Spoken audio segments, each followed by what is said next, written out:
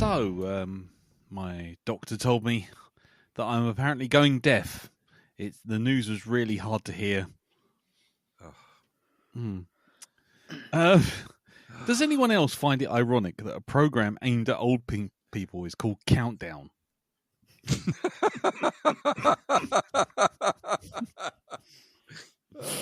I think that's a good place to leave it and go, hello everyone. Welcome to the Black Dog 208. I'm Lee. I'm Darren. I'm Jim. I'm Elton. And in this really short episode, let's get it done before 3, Wednesday. 2, 1. Good night, everybody. Yeah, exactly. This week, we will see how everyone's week's been. If there isn't an awful lot to say, we will, and we've got some space, we will do some questions and answers with Asking for Trouble. And, of course, if there's any feedback for last week's episode, we'll also read that out. But then once we've done all of that, we'll get on to, what's the film, Elton? Upstream Colour. Uptown Marzi Bar. Sweet Shop Boys. Sweet Shop Boys. Uptown Funk by Bruno Mars. Okay, either way, we'll get to that soon enough. Jim, let's see how your week's been. Jim, how's it been, mate? Fairly quiet. Just ongoing medical fiasco. Okay. Well, last week I had a preliminary meeting with a nurse to talk me through what would happen in the colonoscopy and do some tests and stuff. And I thought, it'll just be given a leaflet and they'll take the blood pressure, height, weight, maybe a blood test, that kind of thing. Yeah. And it turns out this actually, this is a lot more complicated than I realised. Oh, yeah? In fact, it's a fucking nightmare. Oh, God. Okay. In fact, because I thought, I've had the bronchoscopy. That's pretty bad. This will be a walkover. There's no gag reflex on the other end. However, it is not so simple. Oh, no. Because basically, I'm in Thursday, but it's already fucked up my entire week. Oh, no. Because beautiful. 3 days beforehand, you have to go on a restricted diet. Oh, God. Yes, because basically you have to avoid red meat. They don't want to be wiping the camera lens. That's what it is. Well, no, that's the idea. You cut out all the things like heavy and fiber, anything wholemeal and what have you, out of your diet, and milk as well, because as the nurse said, no one can see through milk. No one can see through milk. The phrase to conjure it. This is starting to sound like Spinal Tap. You can't really dust for vomit. No, well, it is a bit like that, but yeah. So it's like been black coffee, black tea, no vegetables at all. Which a younger me would have been applauding. What do you mean? What do you mean? I can just eat potatoes and chicken and fish. Yes, fish and chips every meal. But now it's been bollocks. Okay. But then, as of tomorrow, I can't eat at all. Right. Really? Yep. Because you have to completely clear out. I can have basically certain fluids, but nothing that's red coloured for obvious reasons. No proper fruit juice because that has fibre in. I can have Bovril apparently on the list. Because that's brown and you can see through brown. Yeah, that's fine. No, that's fine. You can have clear soups, but no soup with bits in. But other than that, that's it. I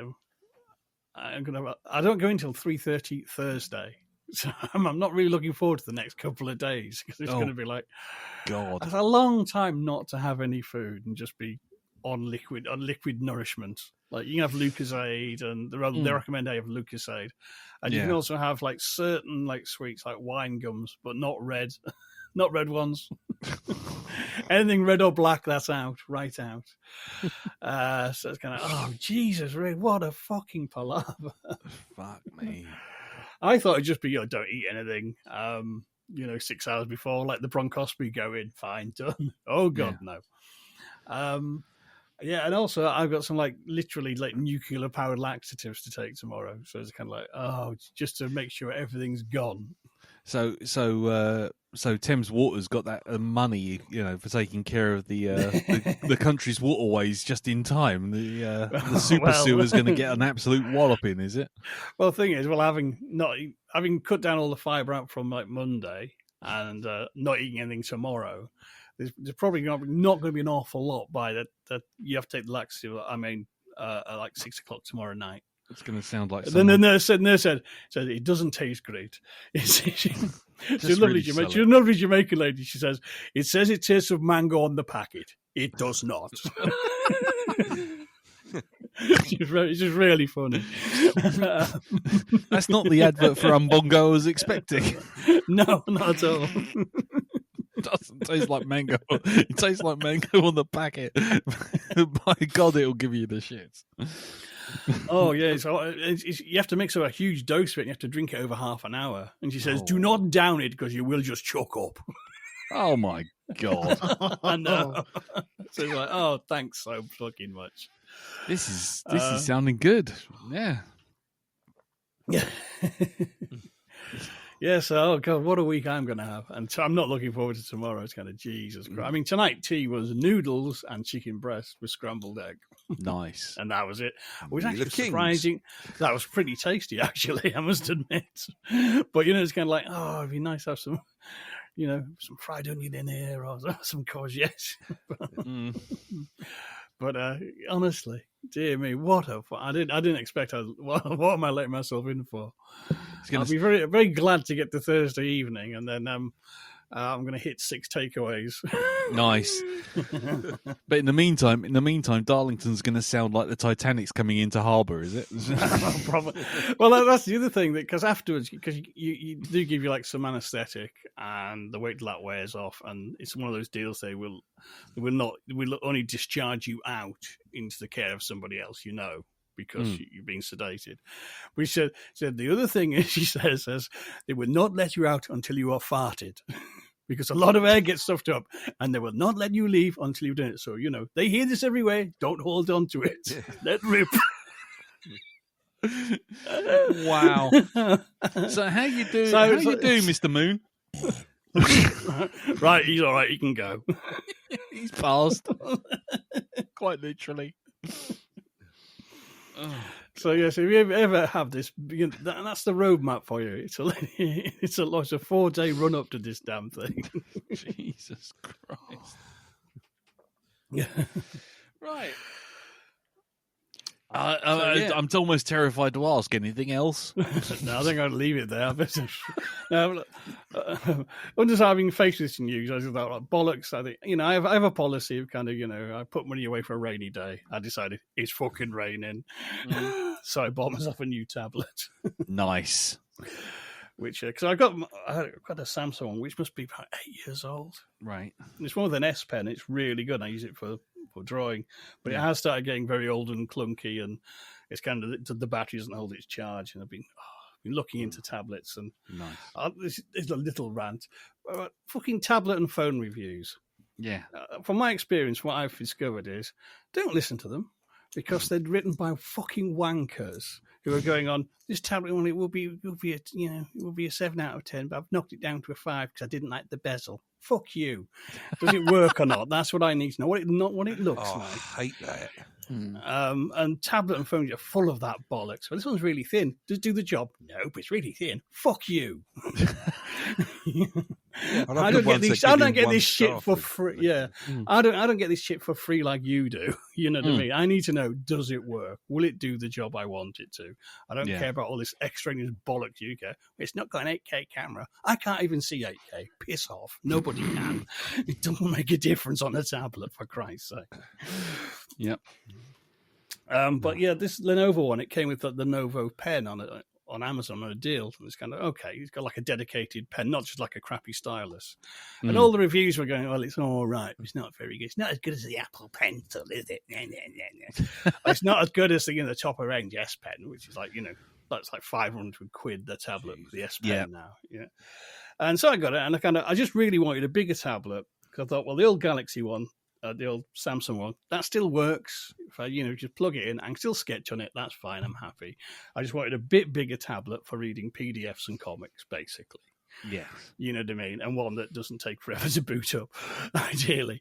And so I thought, if the pen works, bonus. You know what I mean? But I didn't really expect anything of it. I actually get it, and it actually works like a fucking dream. Nice. It's really responsive. Been quite happy just playing sketching this afternoon, going, God, that works really well. That is as good as the S Pen. And it's like a proper size of a proper pen as well, rather than a little stick thing, which I think is a lot better because it just feels more natural. And it's kind of, it works really well in all the art apps I've tried. What a couple you had to do, the calibration just to get it perfect, but just even out the box, it was kind of, God, this is really good. And changeable tips as well, like a proper pen, like a proper Wacom job. You know what I mean? Kind of. Yeah.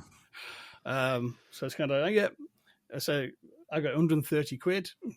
Very good tablet for the money. 11 inches. Nice pen for drawing with. Going. If you're in the market for that kind of thing, I recommend. Nice. And so don't be put off by stupid, nitpicky reviews. They are all done kind of, you're putting up against, top-of-the-range tablets that are so superpowered no one actually uses them. Yeah. Well, that's the thing, isn't it? Everyone goes, well, it's not as good as the £1,200 out of the box with no frills iPad M4 Pro. It's like, yeah, but what if you don't have £1,200? What are you going to get then? It's just like, yeah. And how much better is it? How much quicker is that processor for that extra £800? Exactly. Realistically, you know what I mean? You're always going to be, have a sliding scale here of things. I mean, the top of the range in tech, particularly, is suffering from brand name syndrome now, which is why so many of you are going about how they fucking look. It's kind of, you just look at yourself like a budgie and talk to yourself. You don't use any apps, do you? Look at the shiny mirror I've got. Fuck you. Nice.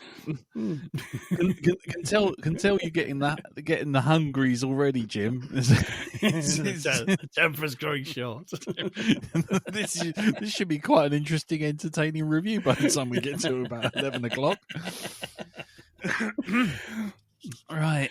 Yeah. Okie dokie. Anything else, sir?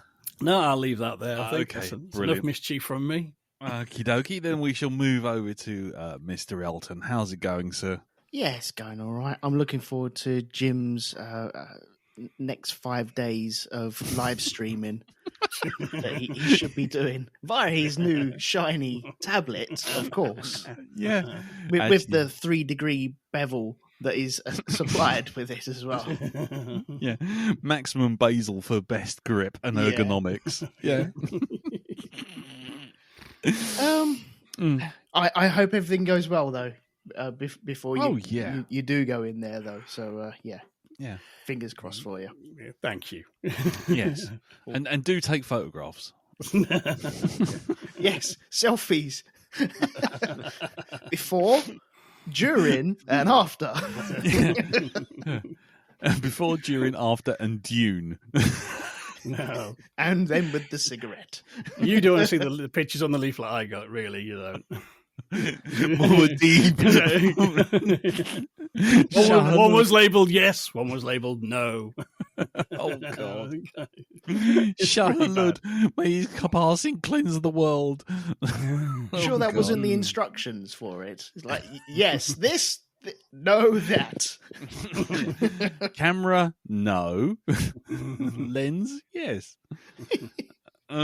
Sorry, anyway, carry on, Elton. I haven't really got much this week, unfortunately. It's been pretty dull and boring, as most of my life is now. So, I haven't watched it. Have I watched anything? I don't think I have. Oh, I started... What did I start? Something on Paramount that is on another streaming service.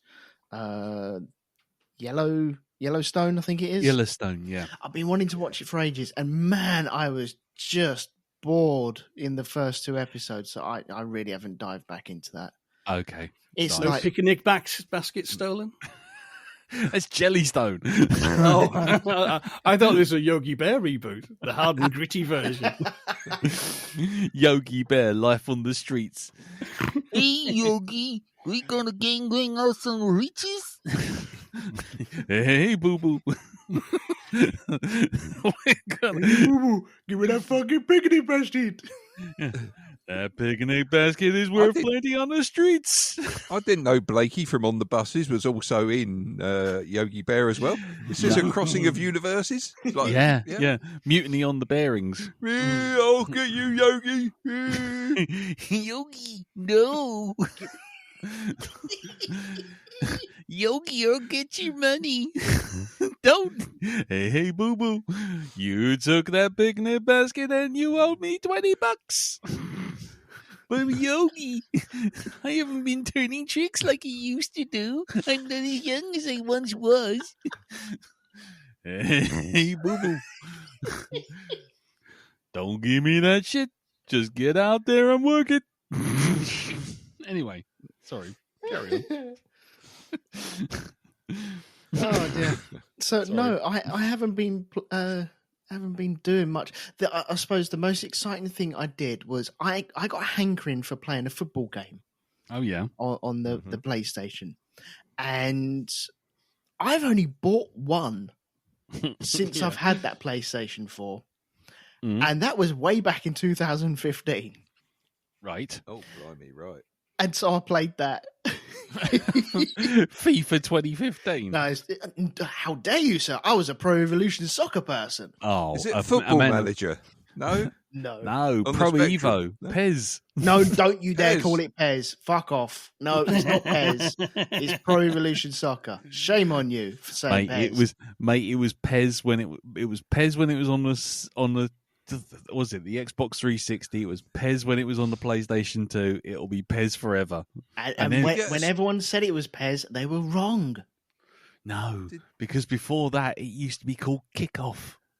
And before... No, it didn't. It used to be called International Superstar Soccer. And then it got called ISS. International Superstar Soccer Pro. And then it got Pro Evolution. So I've got them all. I've got them all. Superstars GJ. Here we go. Yeah. Yeah. So Got yeah, them I all. played that. Yes, come on. Pez, come on. Got to catch them all. That is FIFA. That gotta catch them all. But sorry, carry on. So I played that for I indulged myself. I had a 2-hour session. 2-hour sesh. I haven't had a 2-hour sesh for years, really. Since you were still in short shorts. Yes. And then forgot to I couldn't work out how to save the game. And so lost all of that progress. No. So Old I man energy. ever going back to that. It was nice nostalgia from 2015, but man, I was gutted when I couldn't save it. It's so clunky, so horrible and clunky, and just going back to it. It's nice the little music notes that kind of key into your brain and go, oh, do you remember this? It had like a good feeling to it, but. I want to go back to PlayStation 3 days. That was my favourite console of all time. PlayStation 3? Yeah, I really loved that. Now that surprises me. I really loved that. Yeah? Yeah. I never had anything to play on it. I literally bought it and it just sat there like a paperweight until my Xbox came along. Yeah. Oh, I've got a PlayStation 3. Yeah? Sat there in the under the TV gathering dust. Yeah. I should just use it every once in a while, but I think I've sold everything that I had to play with it. Mm. So I've got The Last of Us there. That's so I've got that there. One of these 60,000 versions that's out on the shops right now. Oh, this is the original one that came out. This isn't like any sort of like bells and whistles version or anything like that. Okay, fair Yeah, enough. that's like GTA 5, isn't it? Where you can buy it for the PlayStation 3, the PlayStation 4, the PlayStation 5. Yep, that's it. Ridiculous. Yeah, don't also forget that you can get the remaster and the remaster and the remaster remix and the remaster reboot remix as well. Yeah, Don't exactly. forget about that. Yeah, never mind. But anyway, I'm afraid that's about as exciting as it gets. That's absolutely fine. That's cool. No problem. So we shall quickly skip on then to you then, Dal. Anything going on? Oh, yes. 3 films I have seen this week. 3 films, indeedy. Yes, the magic number, as De La Soul once said. Indeed. So, of course, on Valentine's Day, what you want to do is you want to go and you want to see a romantic film. You want to see a film of love and joy, and one that really gets into the spirit of the time. And so, Event Horizon. me and Ree went to see Heart Eyes, which is a film about a serial killer that offs people on Valentine's Day. Nice. I wasn't expecting much for this film, and I got an awful lot. I loved it. Yeah, it was so much fun. It really was. It was just it's mainly the 2 leads in it that make that film. Although I will say this didn't spoil it for me. The ending kind of got a bit cliched. It started mirroring a certain other serial killer franchise. But apart from that, no, I thought it was worth the journey. There were laughs in it. I really like the 2 main characters in there as well. So, but I don't want to see a sequel. I think they should just end it here. Just don't make it any more cliche than it could possibly be. Don't make it into a franchise. Just do one and done and out. And that's it. But Dow, you went to see it, so therefore it's made money. Oh God, it's going to ruin it. It's going to ruin it because it was a nice little. It's just a nice little quirky serial killer film. Yeah, and So me and Reed both come out and we both enjoyed it. And then the next day, on the Saturday, I went to see Captain America: Brave New World. Okay. Oh, you're the person that went to see it. I will say that I have bought tickets to see this, just because we got Carol's got Friday off, and so I was going to go see it. But it was interesting to see that there was 1,000-person cinema, and there is literally only 4 people in it, 2 of which are me and Carol. You know what? It's understandable, considering Marvel's sort of track record recently. But for me, it felt like they were edging towards old Marvel. Okay. I sat and I actually really enjoyed it.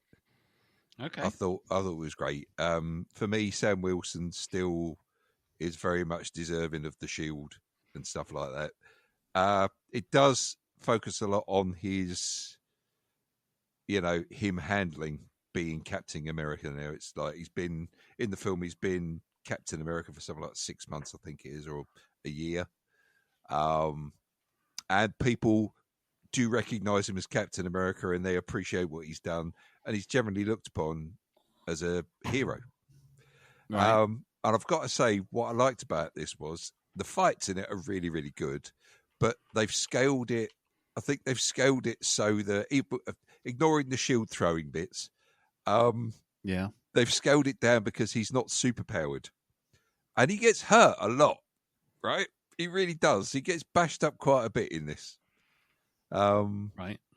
But still, I thought he was good in it. I liked the guy playing the new Falcon in this as well. The guy that's his sort of, his sidekick. Thought he was good. There generally seems to be a really good interaction between most characters. Okay. So I really liked it. I thought it was a good attempt. I thought it was a nice addition. And it's just, can we kind of keep on this track? Can we sort of like get back to doing this kind of thing rather than I liked it. I thought it was refreshing. So okay, I mean, I I applaud it. Like I say, it's not the best Captain America film, but it's still better than Marvel's recent attempts. Output. Yeah. So Content. I think it's more of a back to basics thing. Even the title card at the very beginning, you know, where they usually do the Marvel thing where they show you all different scenes from different comics and stuff like that. They've even just rolled that back and it's black and white Marvel Studios and then Captain America Brave New World. There's no big fanfare or anything like this. They've really toned it down. Okay. So yeah, I liked it. I will say though, there's one post credit scene, which you know you can stay for if you want to and watch it. I don't think you're really missing out on much. It's okay, but what could I say? You know how like Darth Maul was in Phantom Menace. You know, they made a big thing of him, and then he turns up for like 5 minutes. Mm-hmm. There's a certain other character in this that they're making a big deal out of that really only appears for 5 minutes. But okay, well, thanks for that's that. enough. That's not going to take the brains of Lloyd George to fucking figure out, is it? Exactly. Cheers. I'll be seeing it on Friday. Did I mention? Yeah. Right. It's I don't know who you mean. Well, let's just put it this way: the Red Hulk's been on every single trailer. It's Batman. Darren, wrong franchise, I'm afraid. Oh, is it? Yes. What? Elton's telling me about superhero franchises? Wrong franchise. Yes. What? I don't know how long you've been watching these films, but you should know that by now. What sort of fucked up timeline are we living in? Elton's correcting Darren on superheroes. Yeah, exactly. What's happened? What have we done? What dark world do we live in these days? Well, got that, yeah. Indeed. So, yeah, Captain America gets a thumbs up from me. Mm-hmm. So, yeah, cool. There you go. One other film, I did go to a different cinema as well to watch this next one, the cinema of Equidistant. Oh, yes. Yes. To watch The Gorge. It was absolutely gorgeous, darling. Yes, it was. I liked it. I thought it was fun. Yeah. You know? Yeah, we had a good time sitting here watching it. Nothing too challenging at all. That's damning with faint praise, isn't it? Yeah. Nothing too challenging. Yeah.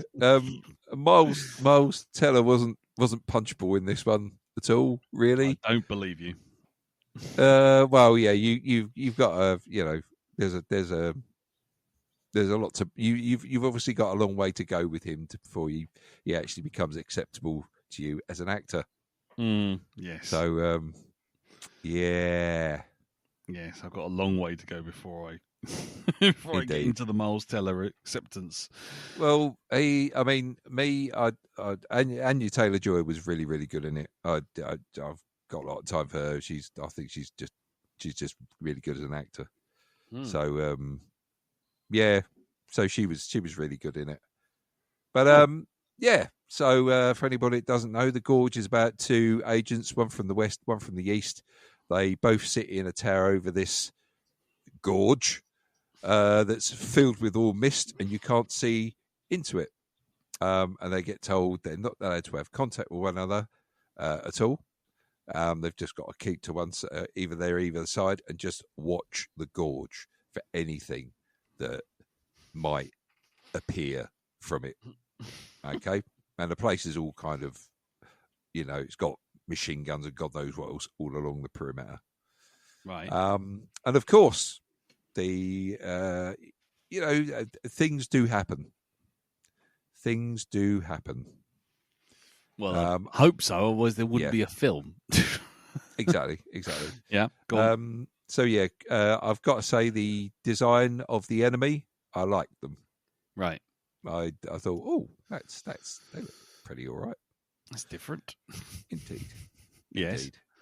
So yeah, that also gets a thumbs up. You know, that was a good Sunday afternoon sat here just watching it and enjoying it. So was it particularly scary? Was it? I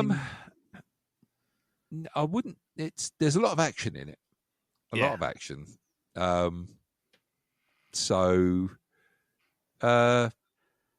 it's action packed because the trailer makes a whole hoo-ha about the fact that there's something spooky down in the gorge, sort of thing. Yeah.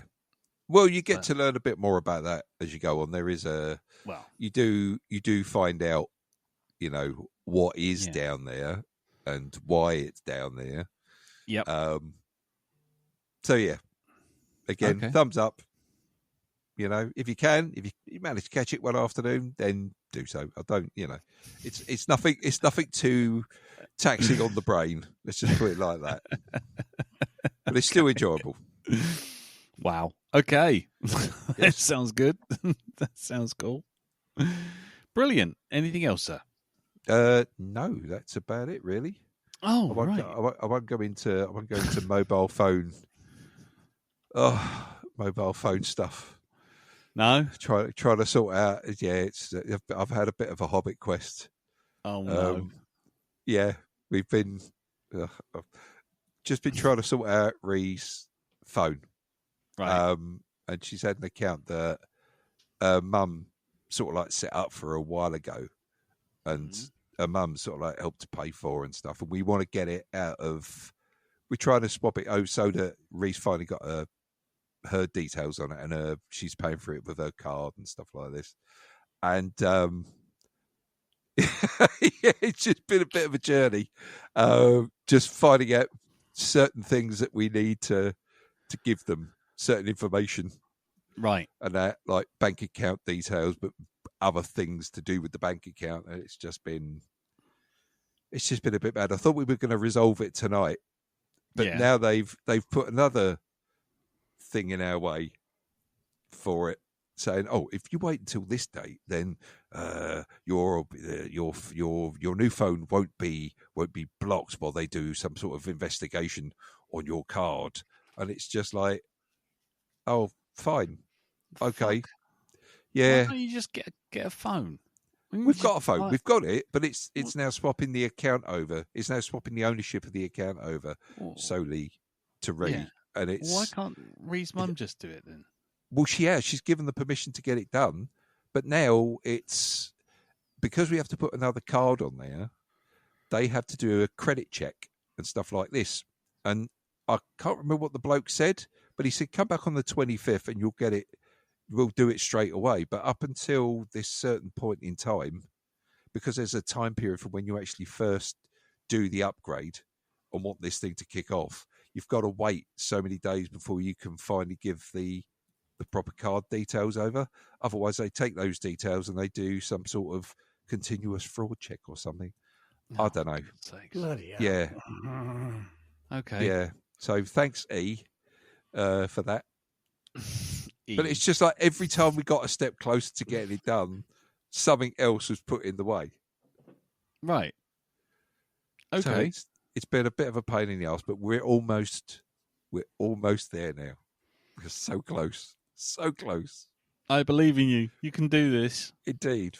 But Ree now has finally got a lovely iPhone 16, which has replaced the iPhone 7 Plus that she was using. Right. Up until, this is how much problem it's been. Right. It's been a bit of a. It's been a bit of a journey. So she's been trying to do this for the last 12 years. Something like that, yeah. Right. She wasn't worried when she first got the other phone. It was fine, but it's you know what Apple's like, didn't you? They've got like a bloke who sits in a control room somewhere with a bunch of switches, and it's like, okay, so it's getting there. Like, we really want them to switch to new technology, so I'm going to switch that off and pretend that it's the phone becoming more obsolete.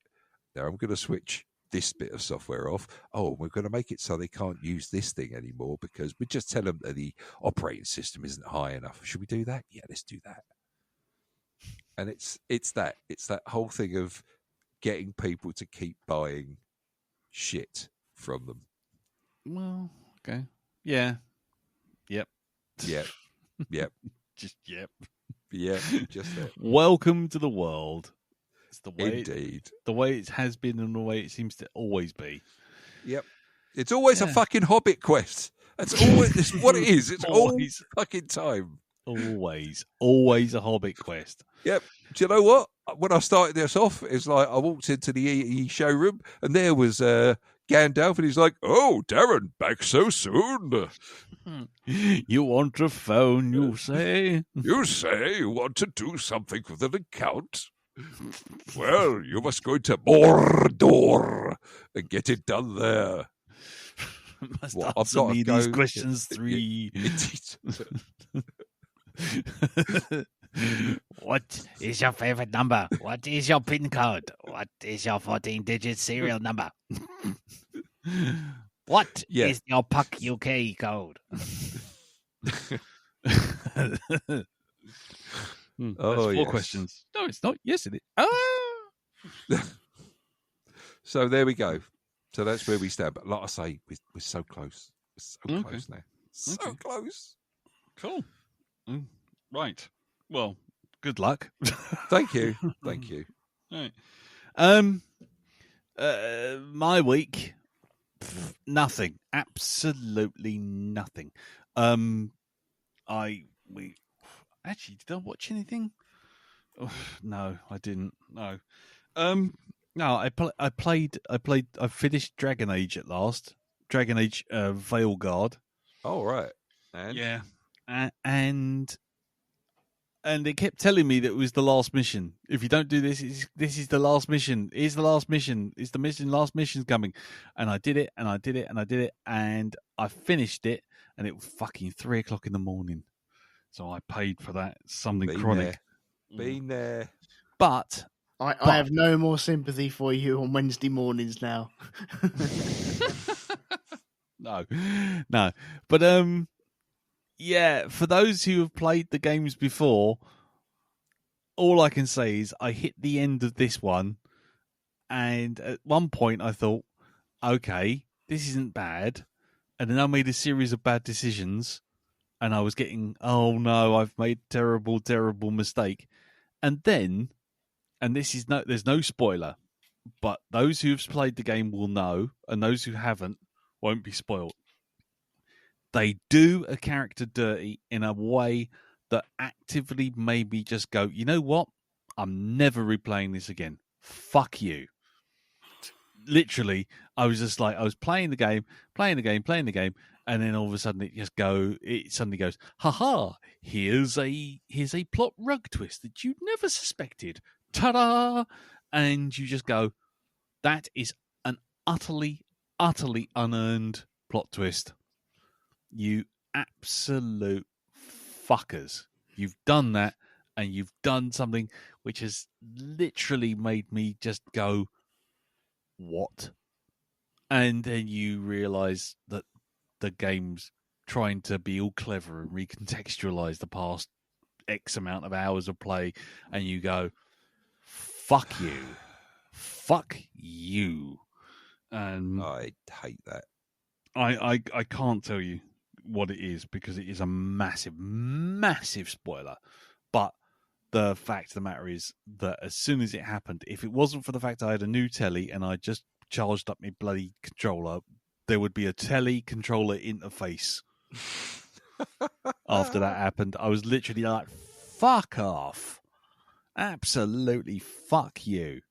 And yeah, I won't go any further than that. But just to say that, yeah, that game will not be gracing my PlayStation any further. I will be selling it. I will be taking it to the nearest computer exchange on Saturday, and I will be exchanging it for cash monies, and I will be buying a coffee with it and doing anything with it other than playing Dragon Age ever again with that fucking game. Fuck that game. So there. That good, yeah? Right. Well, like I say, it depends on how vested you are in the story of the 4 games. You see. And that's all I can say, because anything else would give it away massively. But it's just one of those things where you just sort of 1 minute you're playing something and you think you know how things are going, and then all of a sudden it just goes, nah, but aren't we clever for doing it? And you're like, nah, fuck off. So, yeah, not pleased. And that's about it. And I'll leave it there. Right. So, as I said, we probably have some time. So, what I'm going to do, hang on, I'm just going to check. Yes, here we go. We have this button. There are more questions than answers.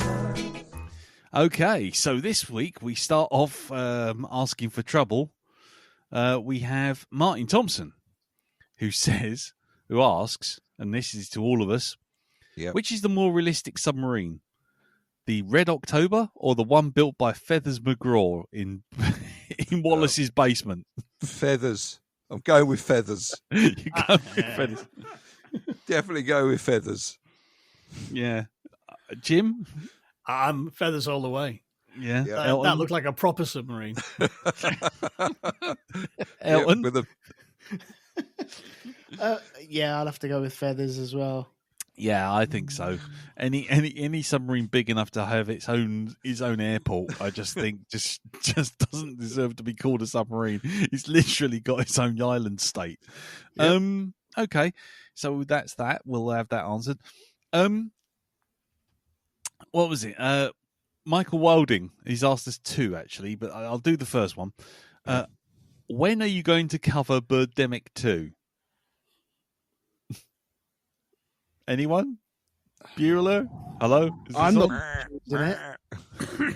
Is it on streaming anywhere? That's probably well, not, and that's why.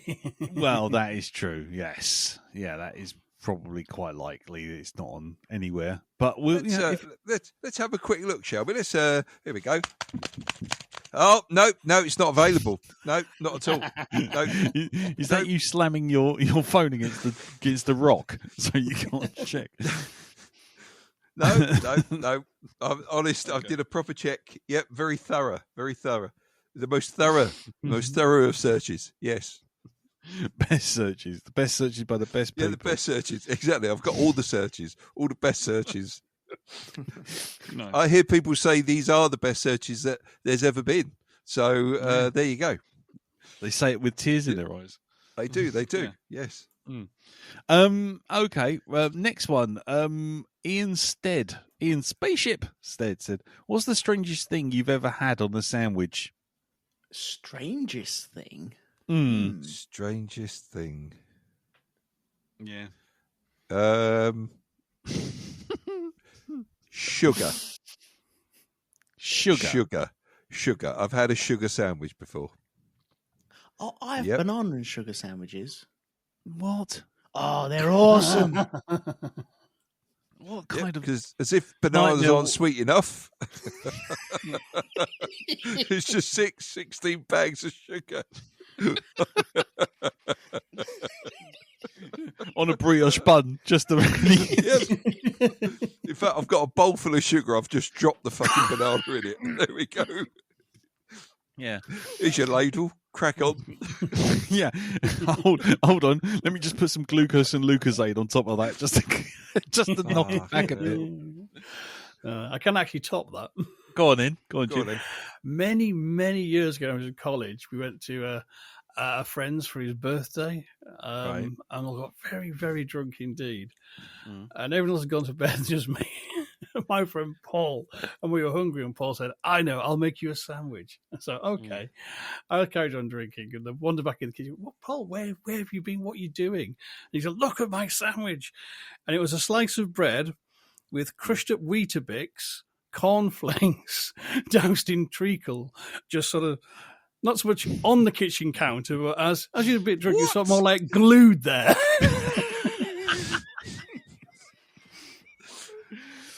Oh, now there. See, this is definitely going somewhere. See, you get all the sensible questions. This is the stuff people want. And yes, we did try. We did try it. We got a pair of forks, and I tasted it. And it was kind of. It's a bit sweet, Paul. He goes, "I know." And I went to bed, forgot about it. In the morning, Jim, we were staying going, "What the fuck is this?" I thought you were going to say you used to have to get one of those fucking gigantic pizza shovels. See in restaurants that they shove the pizza in the oven with. Yeah, get that off the side with that. There we go. Nice. Fucking hell. Nice. I think the strangest thing I've ever done in sandwich form, this was during my experimental phase of I like this, ergo I must like the two combined. And so, which started off with when I used to drink tea with sugar in it, I used to get that tangy taste at the end, which always reminded me of orange juice, fresh orange juice. So in my more experimental phase, I decided to put fresh orange juice into a tea and then drink it, not knowing that as soon as I put it in there, all the milk just instantly curdled and just floated up like tiny, sort of flaky, maggoty kind of things. And I was just like, nah, this will be fine. And I sort of swaffed it down and then immediately swaffed it back up again. So let me just tell you for fact that having extensively tested it, tea, milk, and orange juice, fresh or otherwise, not a good combo. But also during the same time, I really like ketchup sandwiches. Yeah, I do as well. Yeah. You just get a slice of bread, slaver it in butter, throw on a good dollop of ketchup, slap another. All three of you? Yeah. No. It's a classic sandwich to make when you're drunk because it's easy. We used to call them pissed sandwiches. You can't burn the house down with a tomato sauce sandwich. Exactly. It's a safer option. Not like cheese on toast. As a little bit of background to this, by the way, I remember every time Lee used to come over to my place, my mum would make him tomato sauce sandwiches. That was it. That's right. She did. She knew what you like. She went, that's fine, not a problem. And then asked your dad to make it. Go make him the sandwich. All right, Frank, go make him a sandwich. Yeah. So I like that, and then I like peanut butter sandwiches. Mm-hmm. So I thought, well, you know what I'm going to do? No. Set it on fire. So what I did? No, do not finish that sentence. I did. I got brown bread because I love brown bread. Yeah, that's so cool. So this is all factoring in. You see, so I got brown bread, lots of butter, slapped tomato ketchup on it. Got another slice of bread and butter, slapped that on top to make a tomato sauce sandwich. But then here comes the genius part. I then put butter on the back of that slice. So now we're going for a second tier. And then I put peanut butter on that. And then I got a slice of bread and butter, slapped that on top of that. So now we got bread, tomato sauce, bread, peanut butter, bread. And then, just for the pièce de résistance, because I'm not a fucking animal, I've got to have something else in there. I got some crisps. Cheese and onion crisps, and I sprinkled it over the top, put a bit of cheese on top of that, and stuck it under the grill. I could just imagine you afterwards. Ladies and gentlemen, I've created the ultimate club sandwich. I call this the Wonk. Well, what it actually does, firstly, let me just tell you that if you put it under the grill, only the bit on top gets done because it's so close to the grill that the heat doesn't get a chance to get round to the rest of the sandwich. So let me just tell you that. First thing that happens is the cheese melts. Then what happens is the crisps catch fire. And then what happens is the edge of the breads all the way down go black. And then what happens is the sauce melts through the bottom. All the butter melts through all of that. And then basically the only thing that remains intact is the peanut butter layer, which is like an asbestos layer intersecting the entire thing. You take it out. It's shrunk by half an inch. You bite into it and you go, I've made a terrible mistake. Or actually, what you do is you go, oh, fuck. Because what happens is the peanut butter turns into glue. The tomato sauce turns into like a toffee at the bottom of your mouth. And the crisps are razor-sharp burning shards in the roof of your mouth. Marvellous. You're welcome. How much did NASA pay you for this revolutionary new heat shielding that they can use for their spacecraft? Well, actually, see, they're still paying me. That's how come I can afford to run this like- podcast without Patreon. It's like you created the elephant foot from Chernobyl in your own house. Yeah, it's still going. It's still glowing. I've got another 2 weeks at least on that. It's like the perpetual motion engine. It just keeps doing its thing. You've created a new energy source. Who needs nuclear fission? We don't need that. We've now got the wonk. The wonk. I'll tell you The what.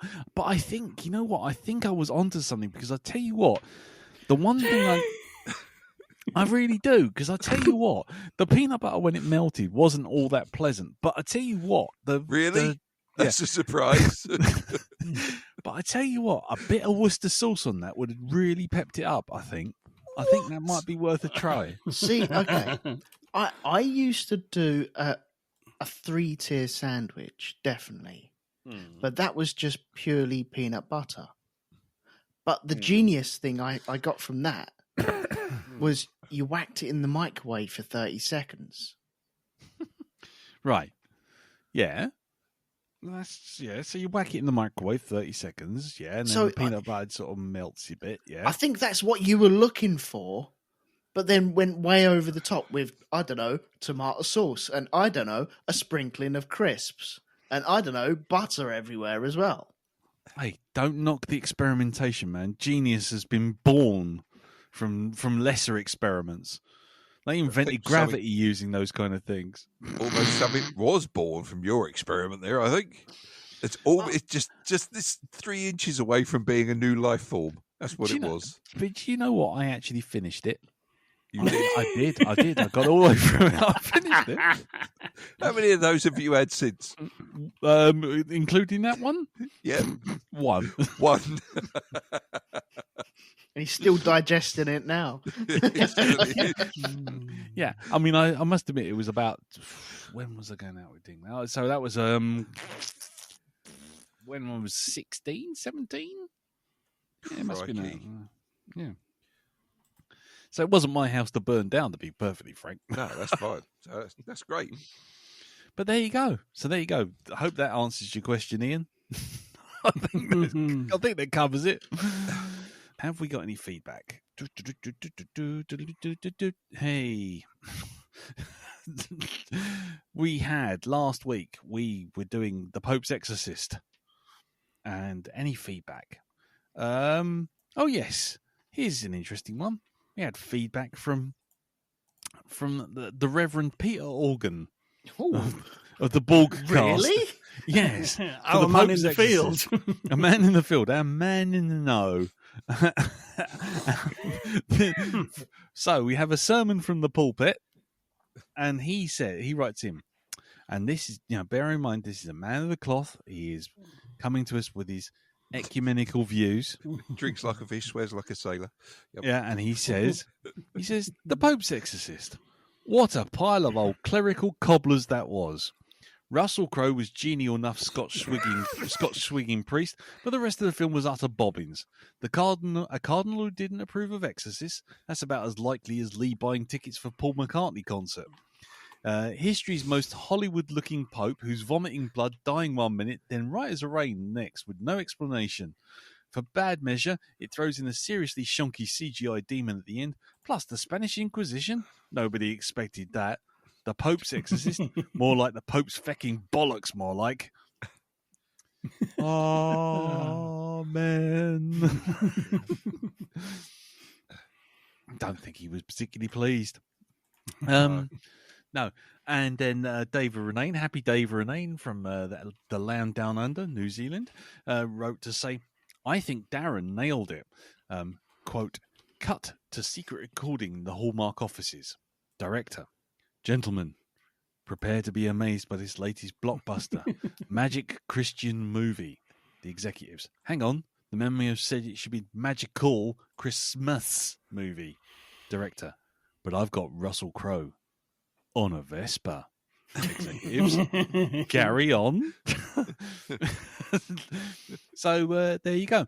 And he instead wrote in spaceships to say, and now thanks to you guys, Take Heart Gallery has been replaced by the Mork and Mindy theme tune. You're welcome. Lovely. Yeah, we do our best. Yeah, because we used to have the was it Left Bank 2 playing, but then we did the Mork and Mindy theme tune for Russell Crowe zipping left and right on his Vespa.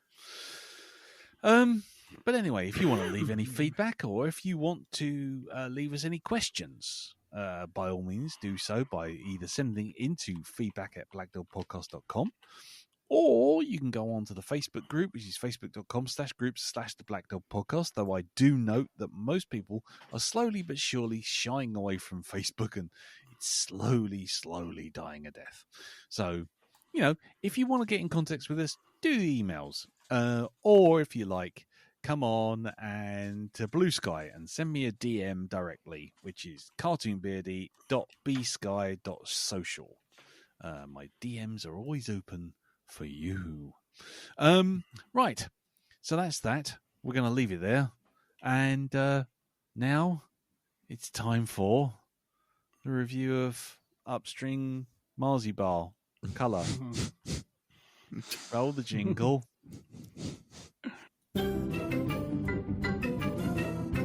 I'm Peppa Pig. This is my little brother George. This is Mummy Pig. And this is Daddy Pig.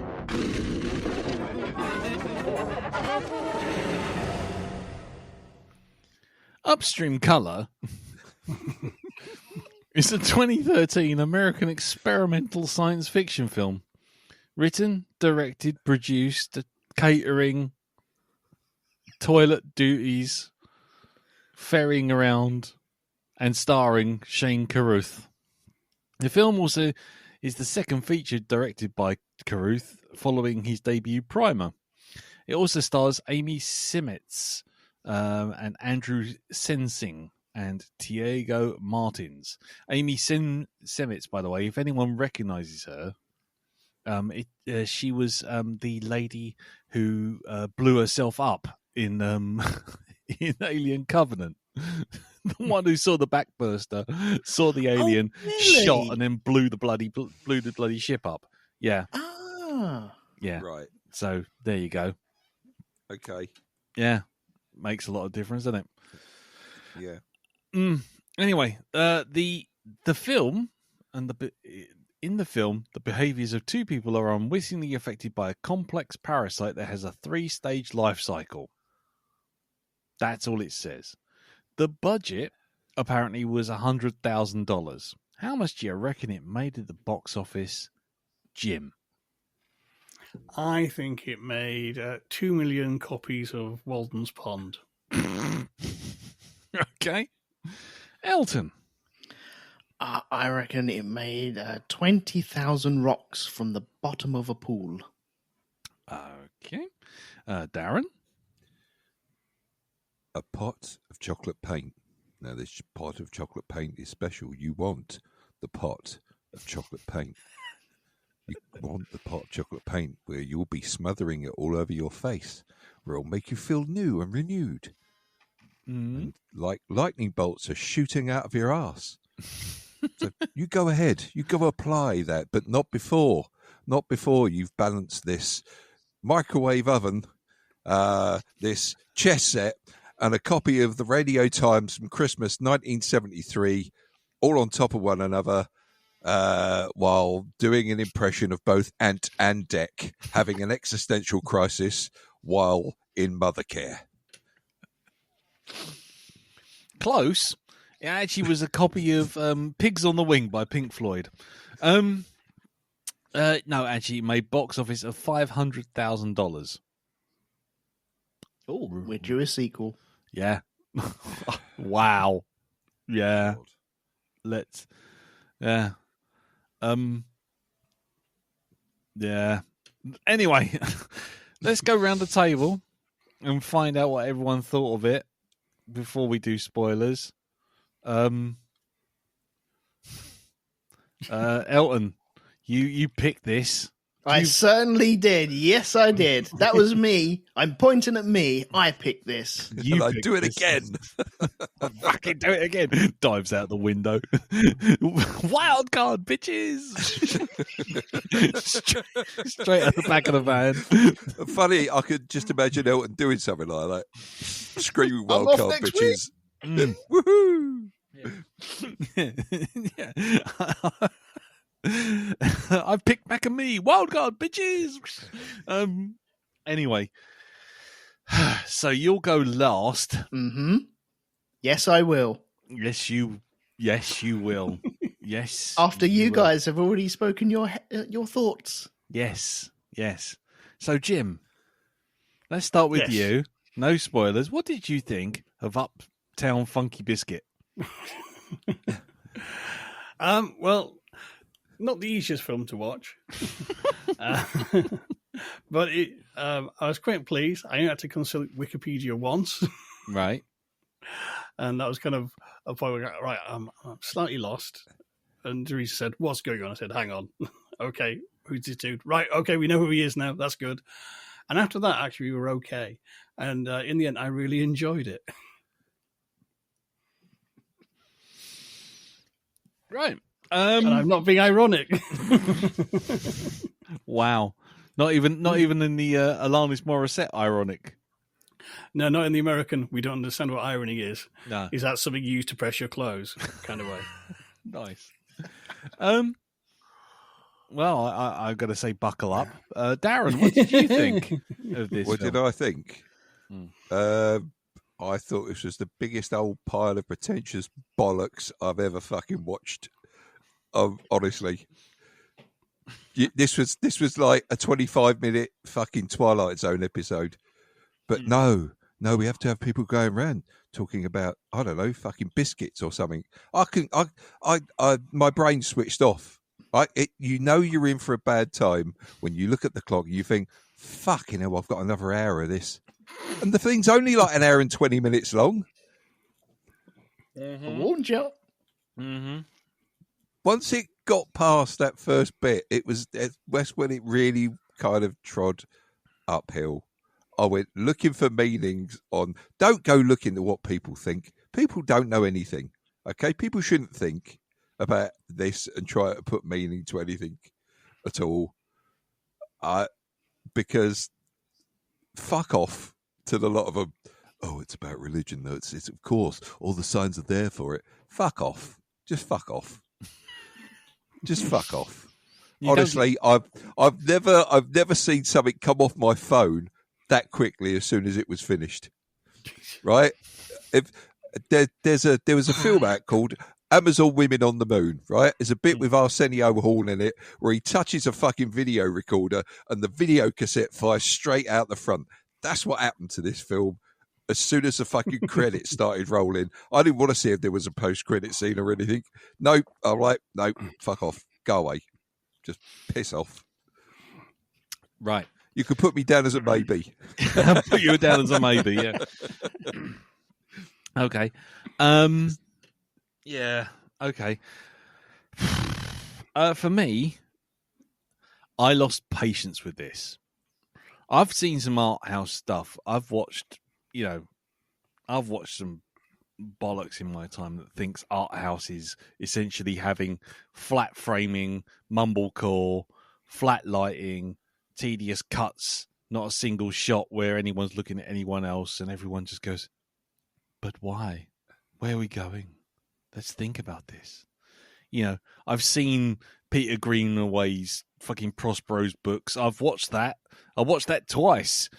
And that was fucking ballet through the song and dance and ballet and fucking Shakespeare's The Tempest.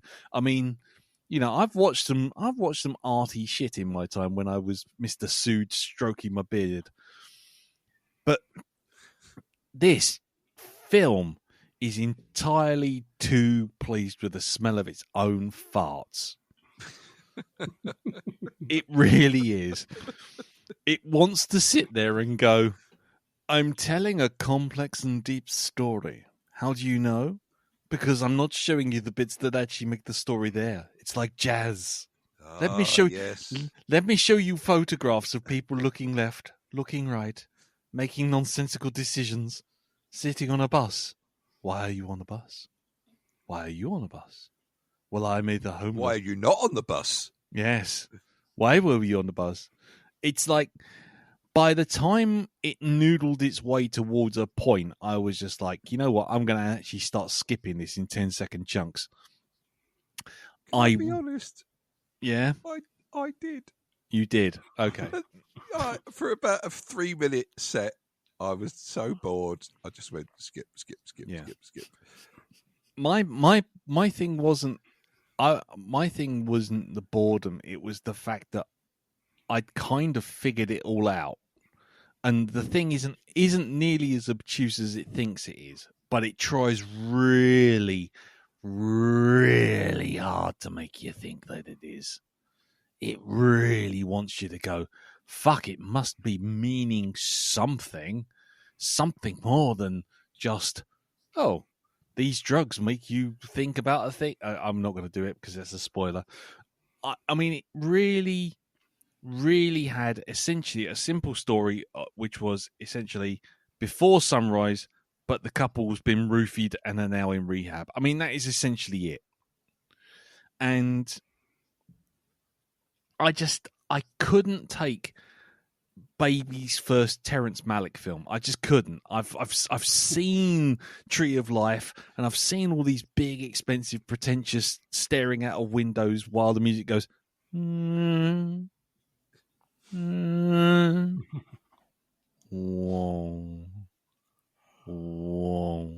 And then occasionally someone will just appear in the fucking crowd and look at someone, and the camera will just glide around them while everyone sits there going, this is genius. Look what he's doing. Look what he's telling me. It's like, no, it's like a fucking art installation of fucking Tate Modern. It's like, it either means something or it doesn't. And if it doesn't mean anything, then all you're doing is wasting my time doing your first ever film school project, which had the words metaphor as the guiding principle. Metaphor and symbolism. Please go away and make a metaphor and symbolism film. What about anything you like, but let us see the metaphors. Let's see if you grasp them visually. Fuck off, you pretentious cunt, and just tell me the fucking story, because it ain't that complicated. It really isn't. But you know what? No. Let's read Walden. Oh God, let's make chains out of Walden. I'll tell you what, make a fucking fence and some papier-mâché balloons out of Walden. It ain't gonna make it any cleverer than it already fucking ain't. And so top line thoughts? That is my top line thoughts. You really don't want me to get into the spoilers at the moment, mate. Seriously, it was pretentious. It was entirely too smugly convinced of its own superiority and its obscureness. It thought that mystery and being opaque equaled highbrow, when really I could take any episode of fucking Play School with Brian Cant, remove all the audio, stick some ambient synth that I've nicked off of YouTube, run it over the top and play the whole thing out of sequence, just randomly chopping it up, and I could make something equally as profound and fucking absolutely nonsensical by playing it over and over again and desaturating all the fucking colour. Except when you're underwater, when then the blue must pop out. Oh, blue, it's symbolic. It's about change, because that's what blue is about. Oh, fuck off. Really, take your art school, pretentious, navel-gazing, fluff-noodling bollocks and fuck off, you time-wasting twat. There you go. What did you think, Elton? So, this is my second viewing of this movie. Yeah, same here. Commiseration, man. Go on. Sorry, man. Go on. Carry on. Don't get arsey with me just because I chose this film. No. Don't you dare. No, the amount of shit I've watched because of you two. Can I just say, by the way, Elton, fucking Paul McCartney's giving you side eye at the moment. He really is. have I outdone you then on this? I'll tell you what, no, because if I start seeing Shane Carruth in posters on the O2, then I'll start losing my mind. But at the moment, you're okay, Elton. You're on safe ground. Go on. Yeah, so this is my second viewing of this movie. The reason why I watched it the first time was because I watched Primer and fell in love with that movie. That is one of my top 5 movies of all time. Yes, we will cover it at some point. Don't worry. I'm sure everyone is worried that we won't, but we will be doing it at some point. I will be pulling that pin at some point. After watching this, I'm worried that we are watching. I've never seen the other film. I've never seen Primer, so I'm worried. But then again, it's got to be better. It's got to be. I'm not saying a word. I'm not saying a word. No? Just okay. carry on, Elton. Carry on. Just move past it. Muscle through. The first time I watched this, I honestly sat there going, I think I had both of your reactions to this. Sat there in a bit of confusement, if that is a word. It is now. Yep. This is it. Jim, put it in the archives. Seal it in there. That's ours now. Okay? Black Dog TM. That's in. Confusement. It's where you're confused, but you're amused as well. For your confusement. There we go. Thank you, Giles Brandreth. Over the dictionary corner. Susie Den, what does confusement mean? Yeah, go on. Carry on.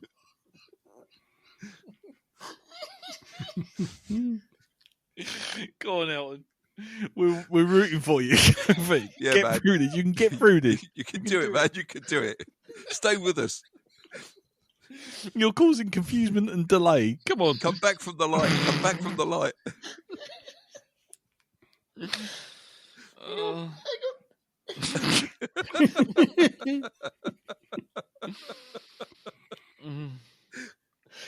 Oh dear, I can't see. Okay. Yes. So, I was confused the first time watching this. I didn't understand it. I didn't really know what the hell was going on. I think it lost my interest very, very quickly. So I was very surprised on my second viewing to find that I was totally engaged for the first 20-25 minutes of an hour and a half movie. And I understood it so much more this time round. Yes, I think it is a bit pretentious. Yes, I think it is a bit up its own arse. Many times there is a big slab in the middle where it's repeating itself again and again and again. And I had to push through that, I'll be honest. But I think I enjoyed it a lot more than I did the first time round. I'm in a thumbs up for this, but it comes with a warning of people going in to watch this. It's a slog if you're not ready for this. But I'm a thumbs up for it. Okay. So we're in Thunderdome territory. I think we are. I mean, you know, bloody hell. Because you know, on the one hand, on the yays we have Jim and Elton, and on the nays we have Lee and Darren. Who's going to win? Fight! 4 may enter, 2 may leave. No, you got to say it correctly. 2 may enter, 1 may leave. How are we going to solve this? Fight! Well. Okay, well there you've heard what we think about it. Yes, if you want to carry on watching it or you want to see it without spoilers, then stop this podcast. May God have mercy upon your soul, and you can go watch it and then come back and carry on with the review. If, on the other hand, you couldn't give two fucks, then basically, hang on, we'll do a jingle, and then we'll get on with the chat about it. I think, well, I think given the situation, I think we should pull out an old jingle.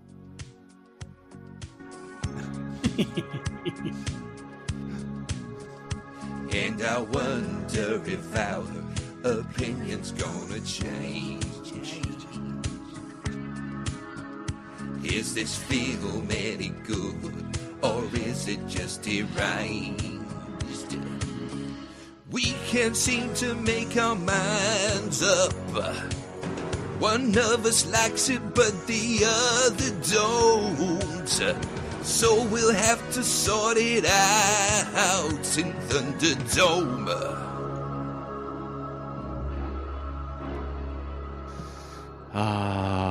So here we are in Thunderdome. We've gone on the other side of the spoiler zone. This is Thunderdome, and if anyone's really missing it... Shut up, Wesley. There you go. So, here we are. Thunderdome. Here we are in a situation where we're pretty split. I don't think any of us expected to be in this situation. Not really. I genuinely thought this was going to be an over one and done in 20 minutes. I genuinely did. Every second after this, at this point, is me going, oh, good Lord, what am I going to ask a question about this for? I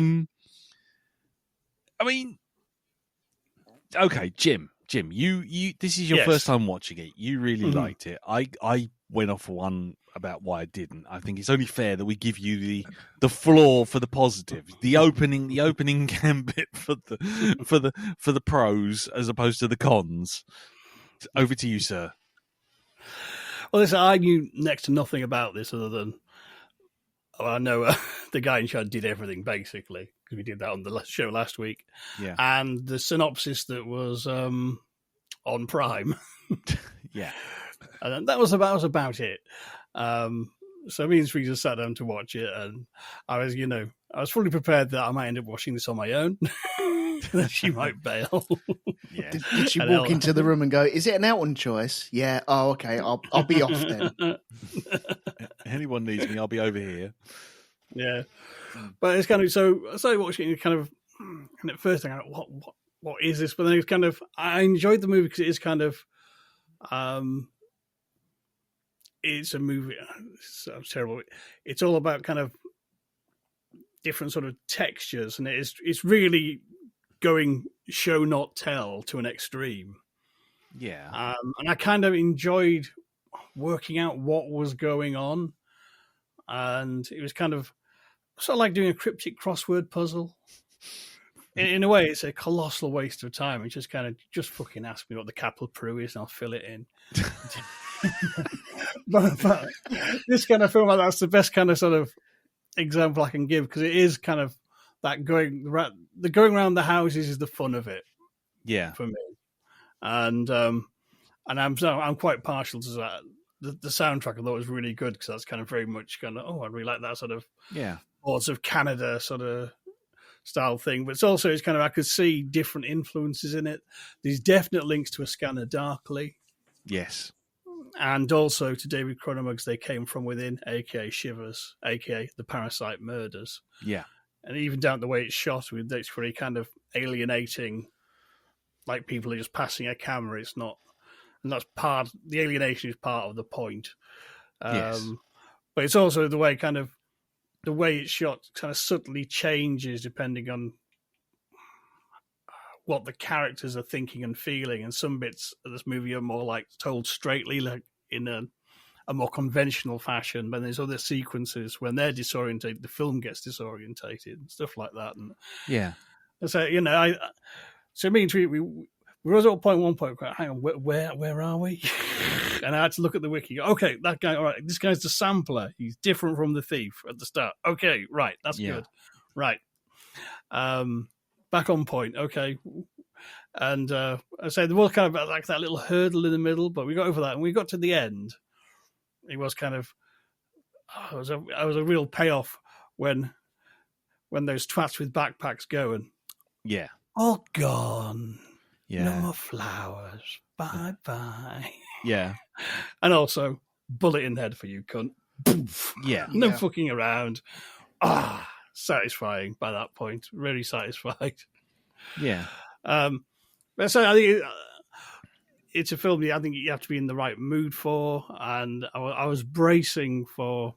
I'm not sure I was bracing for, but because I have seen some really fucked up shit in my time that makes no sense in the name of art house cinema, and actually I thought, well, actually this isn't actually that bad in terms of like making no sense. It actually does make sense. I can see what it's doing and why the stylistic choices are made, and I'm quite happy to go along with this sort of kind of. It's like a Chris Morris ambient blue jam remix of a sci-fi film. Yeah. Yeah. I mean, just to make sure that nobody misunderstands that I don't understand the themes, and I'm just going off of one because I don't understand it. I mean, there's three themes running through it, as Jim says, alienation, which kind of leads on to the second theme, which is a need for connection, and then there's there's the idea of voyeurism, drug abuse, isolation, there's the need for belonging, there's the need for empathy. All these themes are all woven through it, and a whole lot more. I think the problem I had with it was really coming down to the act of delivery.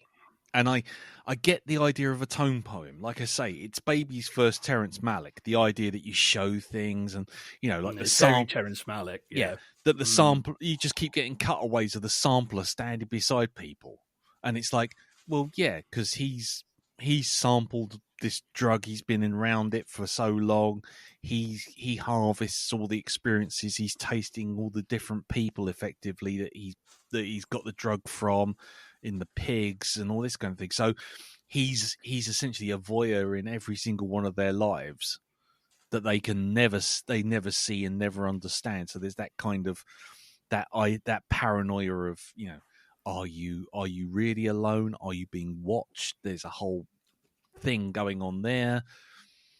Someone who's literally sampling sounds and audio and sensations and all this kind of thing.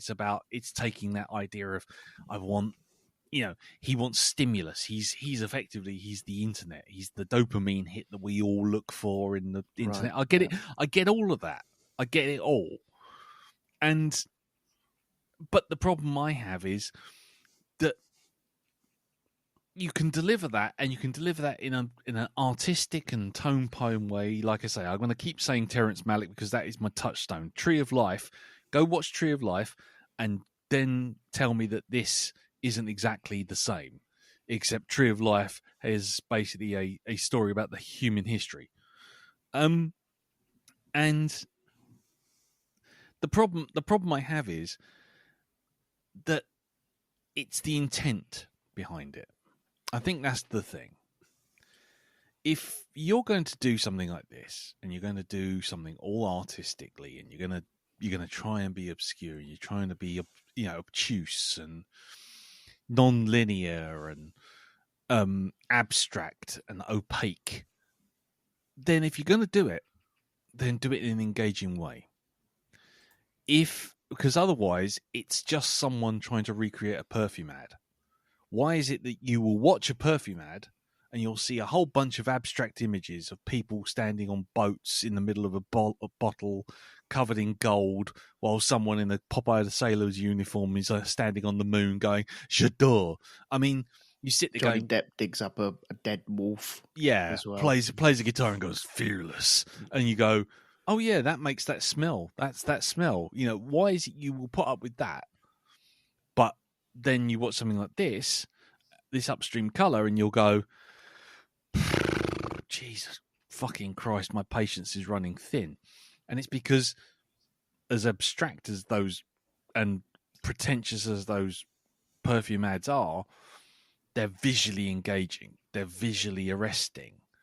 They make you feel like there's something going on. Whereas Upstream Colour just seems to be washed out, bland, and trying very, very hard to make itself hard to understand. It's a deliberate choice. I disagree a little bit. No, go for it.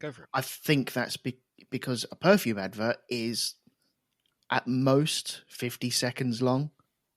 Whereas this is a film. You're sitting down for a film. You're actually giving time up to watch these things. And if you're giving that precious time up, which it is, and it's being wasted in a way that you feel that you're not getting anything from it, or you feel that you're being taken the piss out of, then you are resentful for that time. Yeah, but then that makes my point for me then, because the whole thing is you're sitting there watching this thing going, why am I watching it? It's not visually interesting enough for me to watch. The story isn't deep enough to me. It's a film with hidden shallows. It's perceived depth because you've got a litre of water in the room, but actually it's very wide and very thin. There's nothing for you to glom onto. You can sit there and pick it apart and suit corner it and rub your chin and go, well. But my problem is that there's nothing making you want to engage with it. The characters are unlikable. There's barely any dialogue. The tone poem idea thing of it is quite nice, but it's been proven in cinema time and again. You can do visually rich and interesting and abstract movies. You can watch something like La Jetée, which is just photographs, and derive a fantastic story from it. So if you start giving us just a bunch of people sitting on a bus going, why are you on the bus? Why are you on the bus? I'm on the bus because we're either homeless or not. Well, then, in which case? And then it just cuts to them sitting in a restaurant. It's like, oh, okay. That was an engaging piece of dialogue. Please tell me more about why this person is with this person. And then you start getting the pigs are together, so they're coming together because they're connected by the pigs. And you think, oh, okay, it makes sense. And later on with the pregnancy, they both start getting anxious because the pregnancy, they're feeling the pig's empathy, they're feeling it. Yeah, there's a massive connection between them, isn't there? But between those 2 points is literally 40 minutes of them ambling up and down the street. Yeah. Doing nothing. But that's them bonding together, though, isn't it? That is them creating their... I forget what the links in the brain are. When synapses. Yeah, synaptic links. Yeah, that it's them creating that. You're seeing that actually happen there. But you're not seeing it happen because there's no dialogue to make it happen. There's no visual connection of that happening with them, except one shot of them holding hands, and then him saying, "Oh yeah, I'm a liability. I don't really work here. That's why I'm in a hotel." And then it's just like, shrug, move on to the next scene of them going up and down the street. I disagree. I think it is there. You are seeing their relationship building up. Yes, the time jumps all over the place a little bit, and like, I'm trying to justify the bit that I really struggled getting through, but I think if sometimes. It's really fucking hell. Fuck this movie. God damn it. No, carry on. Go for it. I'm trying to, fight his corner. Sometimes you need these films in the world. Yes, God, I hate that word, but it is pretentious. It's all about itself.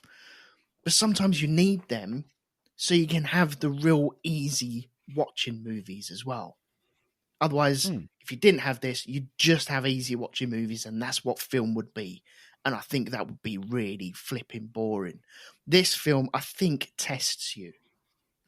And I'm not saying it's clever in its way, but this is like, do you remember when we used to go out and get an album and really work on an album?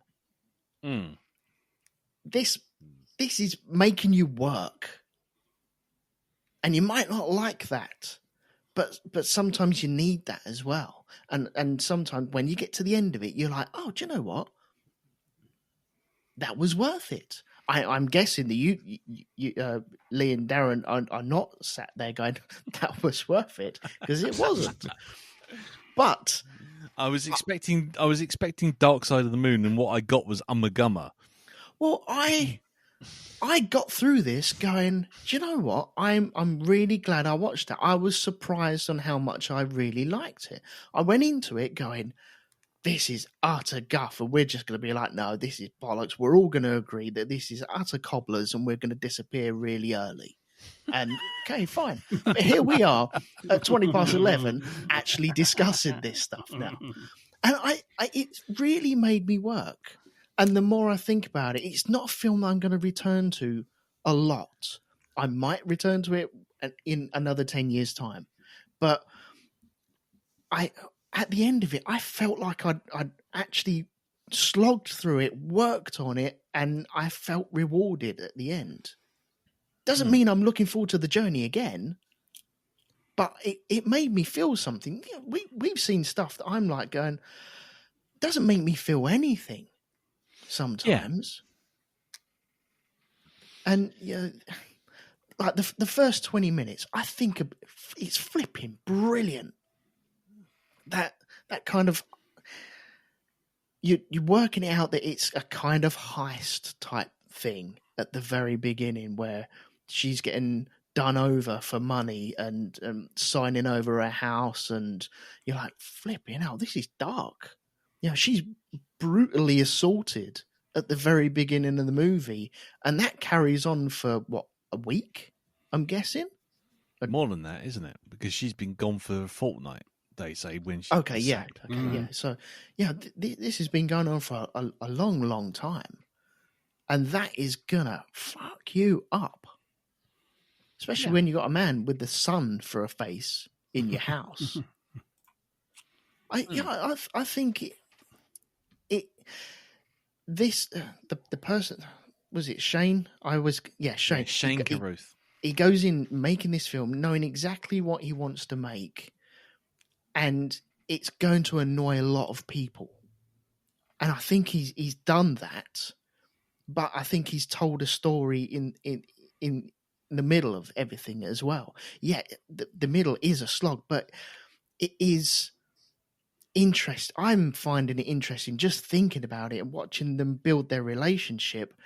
And sometimes it's tedious, but okay, it's tedious. Some of the stuff I've done in my past, a lot of the stuff I've done in my past is tedious, but I like it. I'm proud of it. Yeah. Yeah. And I think you are. I think it is a good ending. It's an ending that this film deserved as well.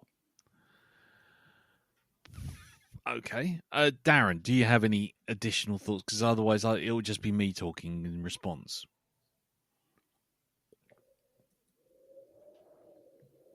He's asleep. Right. That's cool. My co-defendant has nodded off. He's at the vending machine. He's at the vending machine. He's gone for a drink. He's gone for a drink. He'll meet us after the hearing. Jesus Christ. Okay. I mean, okay. So now it's just me versus you and Jim. No, I'm not saying really versus. Let me just. I think it's just a case of I think you have to be in the right mood for this film, and I think it's very. It sounds wrong, but it's a very musical film in the fact that this is kind of it's a bit of like a Trout Mac replica. It's a difficult album to like and to listen to. Yeah. And the people who get it, love it, not get it, but the people who can take to it and get into it, and it hits them right, it really works for. And if not, people go, just take this crap off now. Oh God, yeah. I mean, you know what I mean? I think it's that sort of a film, and it's that kind of, it's in that zone of, I don't want to say challenging art because that sounds sort of crap, but some art is difficult, and it's not going to be for everyone. I think he did, he was probably made in the full awareness that this isn't going to be for everyone. But it's kind of it's like, let's say, like a lot of those kind of really odd records that are out there. You know what I mean? It's kind of there is an audience for them, and people who will dig that. And I was quite surprised because I didn't think I would be in the audience for this film. Cause I remember I struggled with Primer. I enjoyed Primer, but it was bloody hard work, and I was looking at diagrams and all sorts to keep up with it. This I thought, this is quite easy compared to Primer, but I really sort of got to that sort of dissociative ambient mood. I mean, it was Sunday night. I'd had some wine. I've had a rough time lately, and this was kind of like a weird. I'm really just out of the body experience. It was kind of like different from the normal sort of movie experience I've been having of late. Yeah. And it is kind of like, that hit me right on. Another time, I might have been tearing my hair out. Yeah. You know what I mean? I think it's that finely balanced. Yes. I'm not sure. It's not good or bad. It's about being on the wavelength of the film.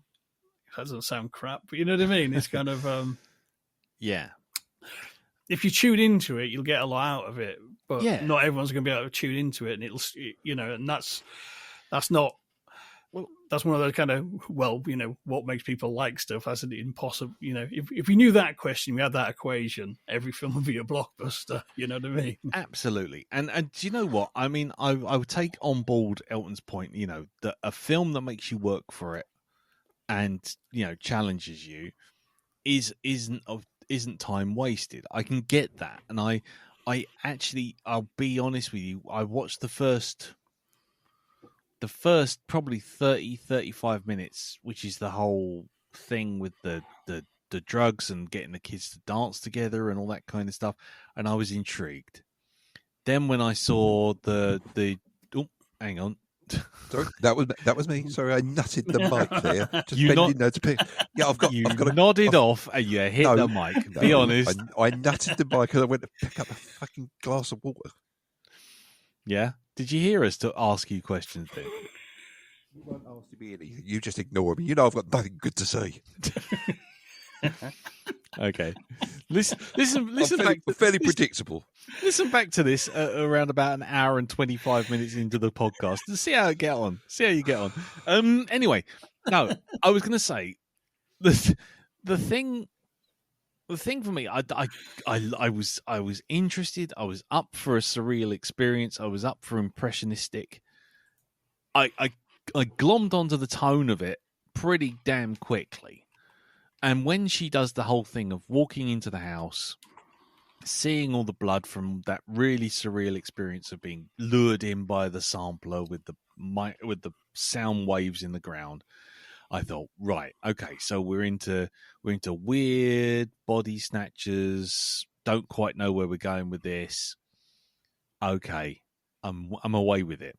Then when she runs across Shane Carruth because she's lost everything and she's on the bus, I'm kind of like, okay. The problem for me is that up until that point, the story is telling a tale.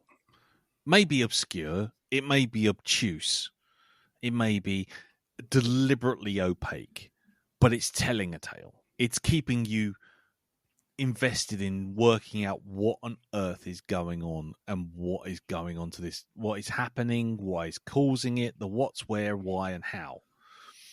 The problem I have is once the romance element, such as it is, starts, and then we start seeing the sampler dotting around everyone's house, everyone's lives, and it just randomly cuts to some guy and his wife's, lying on a stretcher being wheeled off, and you see this guy, You rewatch his life and you go, okay, what relevance does any of this have with the rest of it? And you think, okay, well, maybe it's related to, like, maybe they're some of the pigs as well. Mm-hmm. And then nothing. So you're like, okay, so that's to be disregarded. So unless there was actually a point to that, you know, even an abstract point, you know, about love, about being disaffected, being, you know, wanting to try your time over again. Would you relive it? You know, what mistakes have you made? You know, regrets, lack of empathy, you know, all these things that this guy was going through because his wife's just been carted off in a stretcher and dead. You think, oh, right, okay, so that's what it's about. It's about empathy. It's about emotions. It's about connections. It's about the need and desires of someone's selfish nature versus someone's connective nature with a partner. You know, and how that becomes corrupt and ignored and then regret and all this kind of thing and remorse and grief. And you think, right, okay, well, maybe that's what it's all about. It's a tone poem about emotions and connectivity and, you know, the lack of it. And then that guy and that wife, that story happens, repeats about 6 times and then ends. And it's never referred to, never mentioned, never shown, not even the referral to the pigs or anything. And then you just see the sampler standing there watching them, and you go, so this is just another one of those sequences of the sampler just magically appearing behind people, sampling their life and fucking off. And you think, you are now actively wasting my time. Because while I appreciate symbolism and surrealism and all that sort of stuff, the problem happened here is that you've made the point 6 times already. You've made the point with the sampler being behind the guy in the coffee shop, behind this other person wandering around, and the person staring at a window, a shop window of stuff they want to buy. You've seen him do this. And then all of a sudden, he's just doing it with another person and their story, and you see their story, and it just ends. And it's just like, that's no longer trying to tell you a story in an abstract way. That's actively, as I said before, loving the smell of your own farts. It's actively turning around and going, we thought this was I disagree. I think that's a montage that escalates and it ends with that sequence. It's telling you kind of, this is the levels of his voyeurism. This is a good night out to him. Which is fine. Just living other people's lives. But you get to that point where it's that horrible tragedy he's just piggybacking on. But he's piggybacking on, and we could see the horrible tragedy. When we watched the horrible tragedy play out, fair enough. But then they show you the horrible tragedy slightly again with a slightly different script, with a slightly different camera angle, then rewatched again where he's regretting it, where he's not regretting it, where he's smiling, where he's happy, where he's not happy, where he's down, where he's up. And it just, the problem is at that point, it's almost like I get it. I understand it. And maybe that is me just not being in the mood for it at that point. But the thing is, once I've sort of gone, I understand, you're not, as a director, you're not telling me anything new. You're not making me appreciate anything any differently. What you're actually doing now is going, ha ha ha, you know, do not pay attention to me. It's like, I'm going to tell you something else. What might I mean? And it's just like, it could be explaining how many, I don't know, it gets into like the primer type thing, but how many loops this has done, because this whole life cycle is a loop in itself, isn't it? The life cycle of the creature or the parasite or whatever you want to call it, that's not really the issue here. I think the problem I have is you can show surreal imagery, you can show symbolic imagery, you can show metaphor, you can tell a whole tale using just Polaroids. What you can't do is lose respect for the time of the audience. And that's the bit where that's when I lost my patience with it. Because the thing was, while the thing was moving forward, no matter how glacially, I was still going, right, okay, interesting. Maybe not for me, but interesting. But the problem was it got past interesting to, let's show you it again. Let's show you it again. Let's show you it from a slightly different angle because it might mean something different. And it's just like, at that point, it becomes film school. It becomes film school 101. It's like, intercutting things to create discombobulation, to create a montage of images which are more sensory than, narrative. And it's just like, as soon as you start doing that and you've got no point to it beyond reinforcing the points you've already made, you are now wasting my time. That's how I see it. And I'm willing to go with things as surreal and weird as you like. I can watch the end of 2001, which is just basically a fireworks light show through slit scan camera, and go, okay, he's going through some weird psychedelic experience, perhaps a Stargate, I don't know. And I can watch 20 minutes of that. And it's like, because it's trying to keep you engaged. It's trying to show you something. As soon as it starts going, he's on the ship. He's looking at the boat. He's standing on the roof. He's looking downstairs. He's doing his shoelaces up, or to use Darren's thing, he's wearing a coffee pot on his head. He's counting grains of rice using nothing more than a pair of tweezers and a Warhammer paintbrush. I mean, it's just like, yeah. But there were monotonous tasks in the film as well. Yeah. And so is the film trying to say, well, look, these guys were going through this monotonous task. I will repeat this and repeat this and repeat this. So this feels like a monotonous task as well. Well, if you want my opinion on that, I would say that the reason it was showing you monotonous tasks and showing you him observing them is because the whole point is it's a need for connection. It's the point of the whole film. It's the fact that it's, again, to use my metaphor, it's the internet. It's the dopamine hit. You look on Facebook, you see an update, you click on the update, you read the update, you come back out, you go, now what? And you hit refresh. And that's, and it may be monotonous to the person writing the thing, but you've got a new hit. It's an experience leech.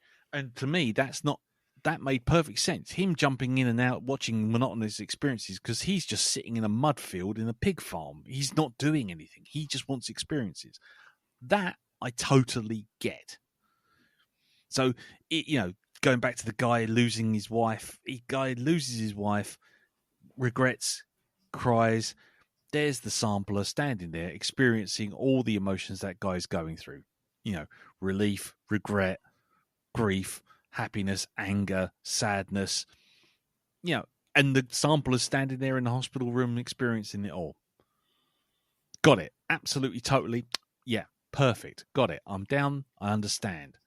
But when you suddenly turn around and go, and now let's show it again. And now let's show it again. And now let's show it again. It's like, now you're trying to be arty. Do you know what I mean? It's like, if you're being artistic, you're being surrealistic, that's a choice. That's a plan. That's a thing you do. If you keep hammering it home, it's like, no, now what you're doing is you're grandstanding. You're showing off. You're trying to show me that you are doing this thing and how clever you are. And my patience literally just went, and I lost it. So you can be arty without trying to be arty, but then there becomes a tipping point where you're being arty, and now that gets rejected. It's like telling a joke. I know we always do my bad jokes, but the thing is, if you tell a joke and then you try and explain that joke, no matter how funny that joke is, it stops being funny. Yeah? Mm-hmm. It's that. It's essentially that. He's gone in there. He's got all this fantastic imagery. He's editing it in this non-linear way. He's creating moods and tone. He's got this fantastic score running through it. He's got all this brilliant macroscopic imagery that he's ditting through the whole thing. He's got these two actors who are just, doing their best with what they've got. I mean, let's be honest, because they don't really show an awful lot of emotions, but that's not part of it. And then that's fine, because that's the plan. That's what he's trying to do. That's the message he's trying to convey, and the feeling and the mood and the tone. Got it. But if he goes back and then goes, but did you get it? Did you see? Because if you didn't, I'm going to show it to you again. Yeah. And I get that. And to me, it's not a case of by acknowledging you're being arty, you stop being arty. It's by it's probably easier to say by explaining the joke, you ruin the joke. Yeah. Well, we've said this about like the disaster movies where the bad movies don't know that they're bad until they've been released. That's Whereas right. if you go out to make, I want to make a film like The Room or like Giant Octopus versus Sword Man, then you understand that you've gone out to do that, and aping that doesn't give you that relief of actually creating the crap that you really wanted. You don't get the same reaction. Yeah, it lacks a sincerity. And that's what this does. This goes from intentional to insincere art in my mind, because it suddenly just goes dream sequence, and then we've got him picking fights with people, her punching glass. It's like, yeah, we get it. They're connected. They're connected to the pigs. But we did that, and then we have this whole surreal sequence in that big white room, and then she eventually pops the guy in the head. But then it's like it's gone abstract again, and it's like, so did it really happen? Did it not happen? Really, what's going on? Well, that's what I'm wondering, whether he was connecting through the pigs and the connection between the two. Between the couple and the couple of pigs, was he riding on that line between the two of their connection? Well, go on, Jim. I think we get that white room sequence is kind of when they actually get in physical proximity of him, the connection sort of flips. What's the word? Reverses the polarity of the neutron flow. But yeah, basically, once they're near him, they suddenly realize, because he's connected to all of them, they can connect to him. And basically, they overwhelm him, find out exactly what he's done.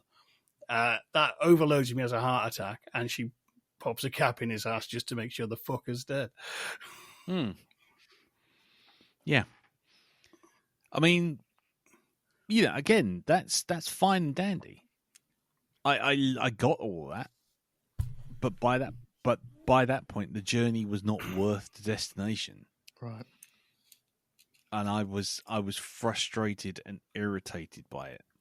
And like I say, I've seen art house, I've seen surreal, I've seen weird. I've spent weekends at the fucking ICA while it just plays people's dancing left and right on a black and white screen for 10 minutes. And then had someone turn up and go, and I'm the director here. Has anyone got any Q&A? And everyone goes, What the fuck was that all about? What on earth is that? I've been there. I've done that. I've seen it. But this to me, if it was, I tell you what, it's going to sound crass, but if it was 30 minutes shorter and decided to just go with the life cycle, the whole thing of the pigs being thrown in the river, the emotional connection to the pigs, the loss, all that sort of stuff. If they just cut out all that bollocks of him and her in that empty apartment and him going, "Why did you come to my work? Why did you come to my work? Why did you come to my work?" You could have just taken a whole chunk of the stuff out, and it would have been none of the less for it, because the emotional connection between those two was zero. And you were kind of under no illusion that it was essentially being because of the pigs that they had their worms basically put into. Yeah. So as soon as you've established that, the romance is a sham. And then you've got a whole thing of, well, they're connecting because they've got an emotional connection to the pigs. The pigs have got an emotional connection to each other, so they've got this big circular harmonic thing going on. But they also have a connection because the same thing has happened. They've both been traumatized in the same way. Yeah. And that's where they really connect, not because of the parasite. No, exactly. But that doesn't happen until much later on when she notices the scar in his ankle. No, but from the start, from the earlier scenes when they saw each other on that train, I knew the same thing had happened to him. Hmm.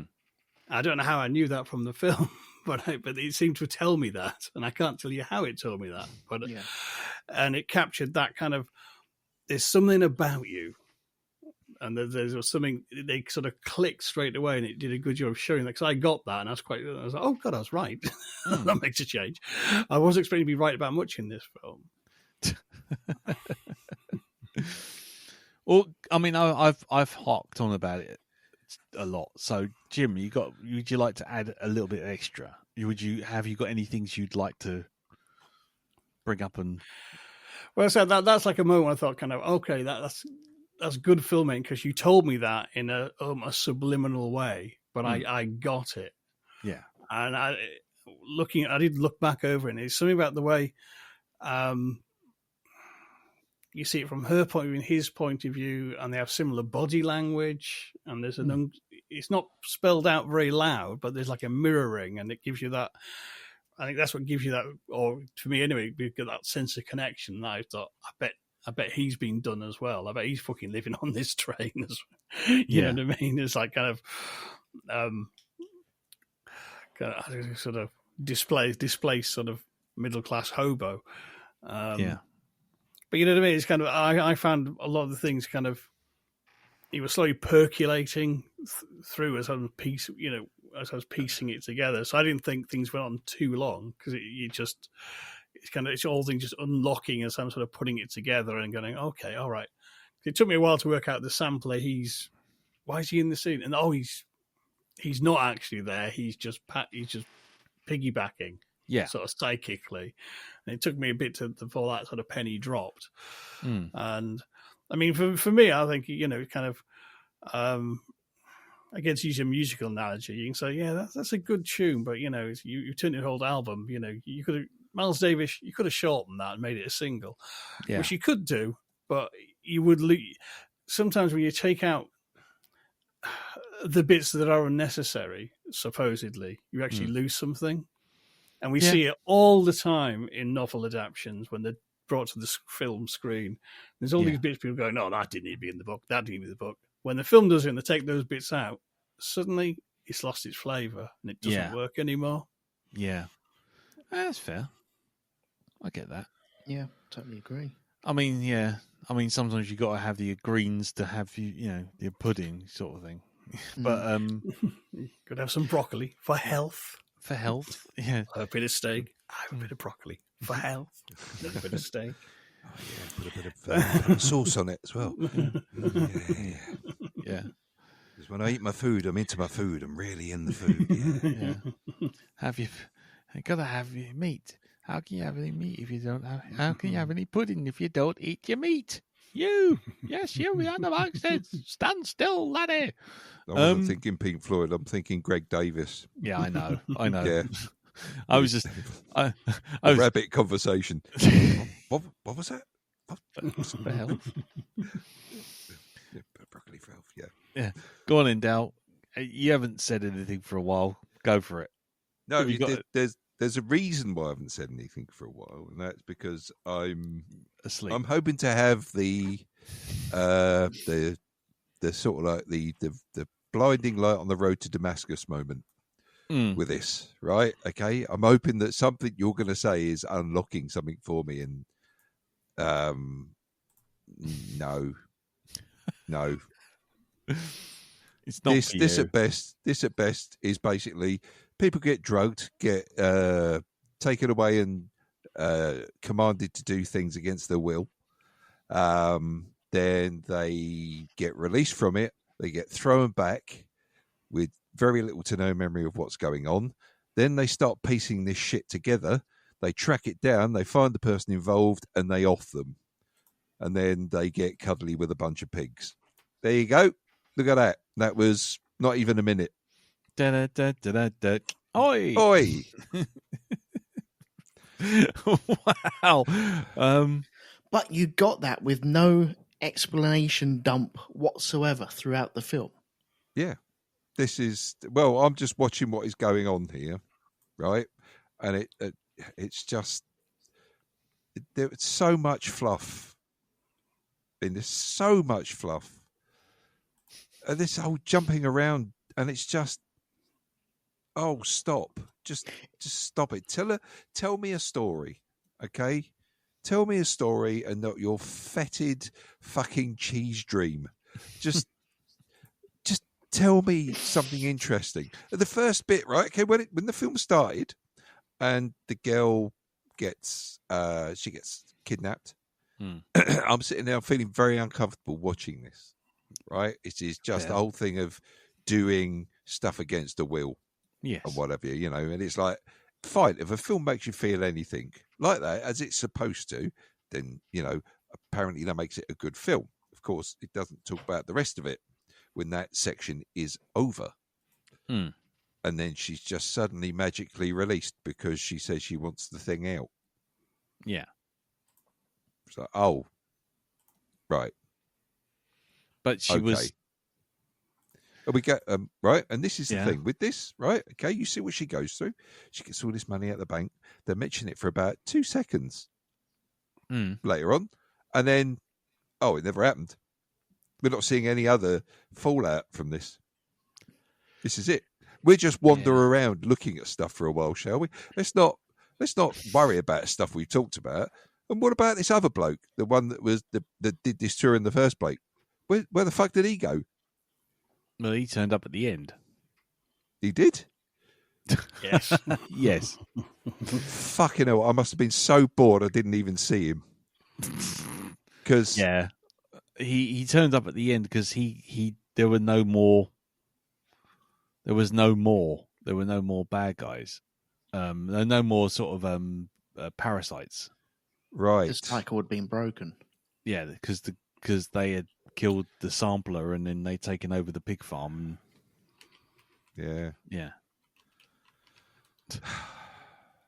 I'm sorry. I just didn't get it. There's obviously, I'm not hip and fucking trendy enough to get this. Well, yeah. There you go. See, I'm obviously not down with the kids or the pigs, shall we say? Well, no. It should have ended up with the woman having to eat one of the pigs in a bacon sandwich to reabsorb her. Because I think like the parasite had absorbed part of her personality, part of something of her, and then got fed back into the system. Can I be honest? Go on. Can I be honest? I thought that was going to be the big major plot by the end of it. That the pigs get shipped out and people start eating these and they become more sort of suggestible. It's a way of controlling the public. Yeah, it's like I don't know, whether it be a government, some sort of secret society, whatever. I thought that was going to be the big plan, because the way I saw it is they took the worms out and then they gave them to the pigs to eat, which you saw there, or they get implanted. They surgically implanted them. And then they basically take on the aspects of that person, because you see them, the way they were interacting, like the two pigs together, who were the representation of the main characters, who have zero chemistry. I'm sorry, there was no chemistry there at all. It was a totally unbelievable relationship as far as I was concerned. But there's a lot of people in this I didn't like. I didn't like him. If I come back, I'm not coming back to do the signage thing. It's like, why don't you finish that sentence with, I'm coming back to get inside your knickers? That's basically what he should have said. But that's how I got that from the end of it. That little bit of conversation there. It's like, you worthless piece of shit. It's, yeah. I couldn't get on. I couldn't get on with his character. I couldn't get. I mean, fine. I hated the bloke at the beginning. Didn't like him at all. Well, no, at all. He's what's technically known as a wrong'un. Yeah, a fucking. Well, who is the real parasite in all this? This is the thing. He was just as bad as the parasite he put in people. It was a parasite infecting other people with parasites. Yeah, that's it. Worthless piece of shit.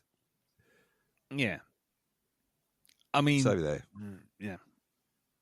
I mean, the real parasite. The real parasite is the sampler who's using this whole cycle of basically just to mind jack into people's emotions and their day to day. So we're talking a pyramid scheme. Then, in that case, yeah, except not a holiday home in Malta. No. And rather unusually, not a timeshare involved at all. So there you go. Timeshares. Yeah, no timeshares involved. Yeah, no, I can't see me ever watching this one again. I really can't. I was literally climbing the walls for this film to fucking end. You know? Yeah. I really, really was. Oh, man. Yeah. No, I mean, I'm with you, mate. I like I say, I got to the last 30 minutes and it went into the sort of surreal dream sequence of them getting closer and closer to the farm, and then doing the whole thing of standing by the pool and him reading Walden and she's under the water and all that kind of stuff. Can I just ask, did anybody understand what the fucking rocks were all about? Because if you did, please tell me, because I must have blanked out. I think that was just a monotonous thing to do. With all the other monotonous things to do. Because there was something about her diving down the pool to get those rocks. Actually, was unlocking her memories. Every time she went going, giving a flash, another bit of a memory came back. Right, and she discovered that sort of purely by chance that doing that actually started triggering memories in her blank bit.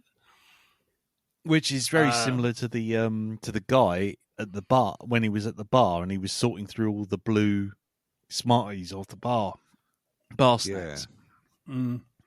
The idea of sorting things out. Mm. Okay.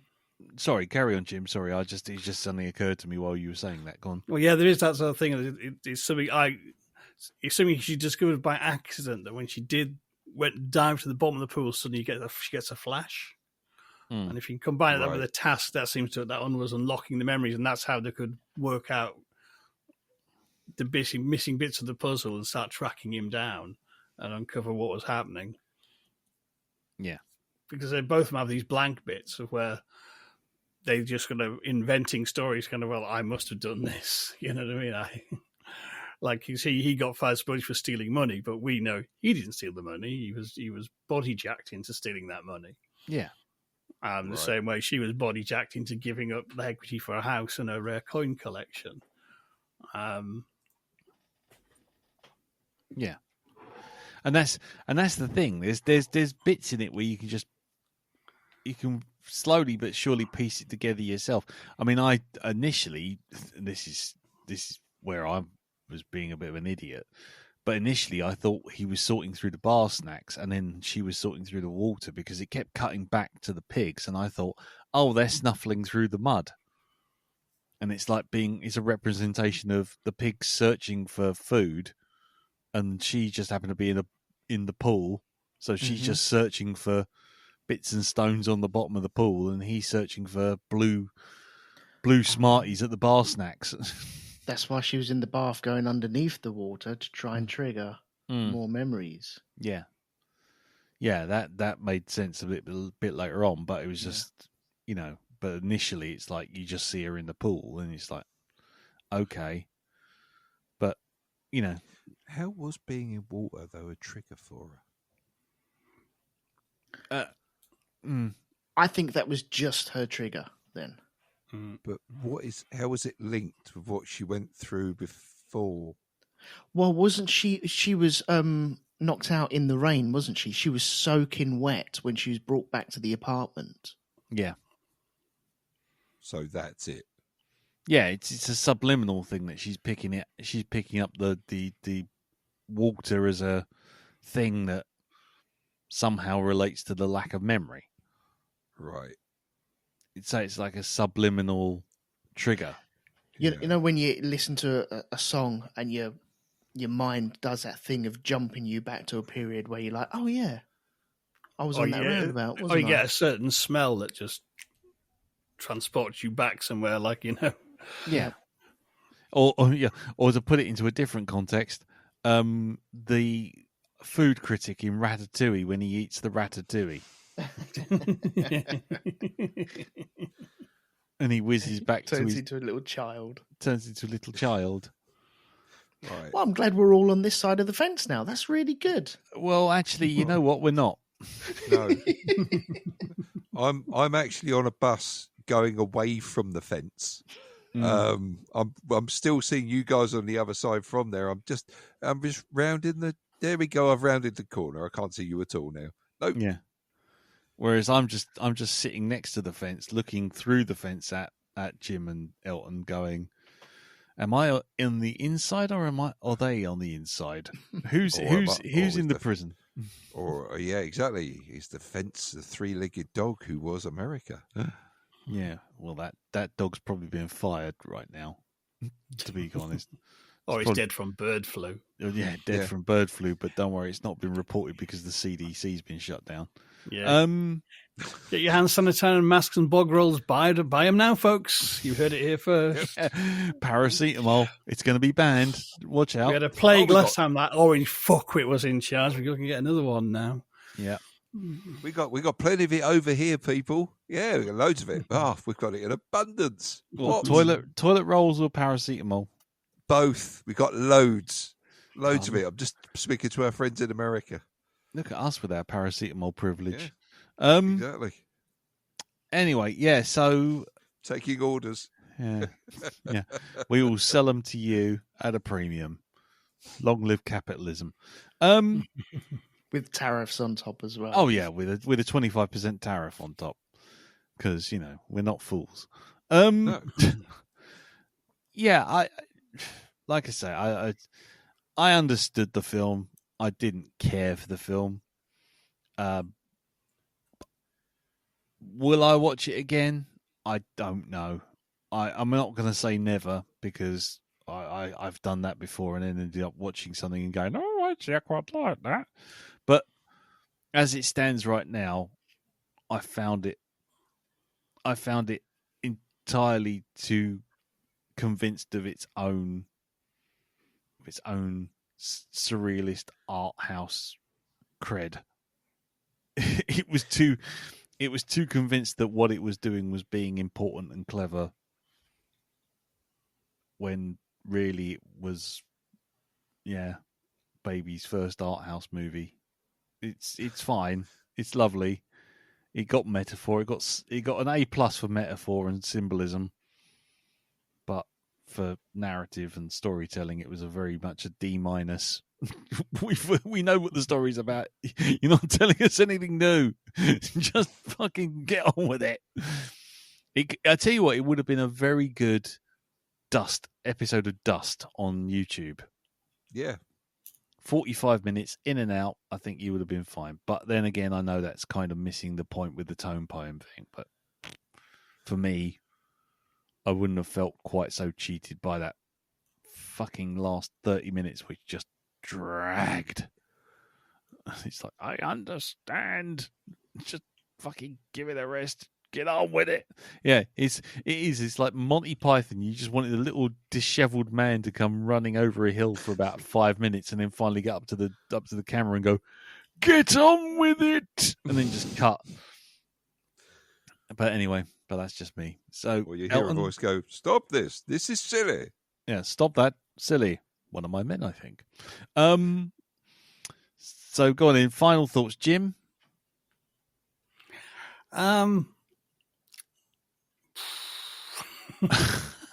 No idea.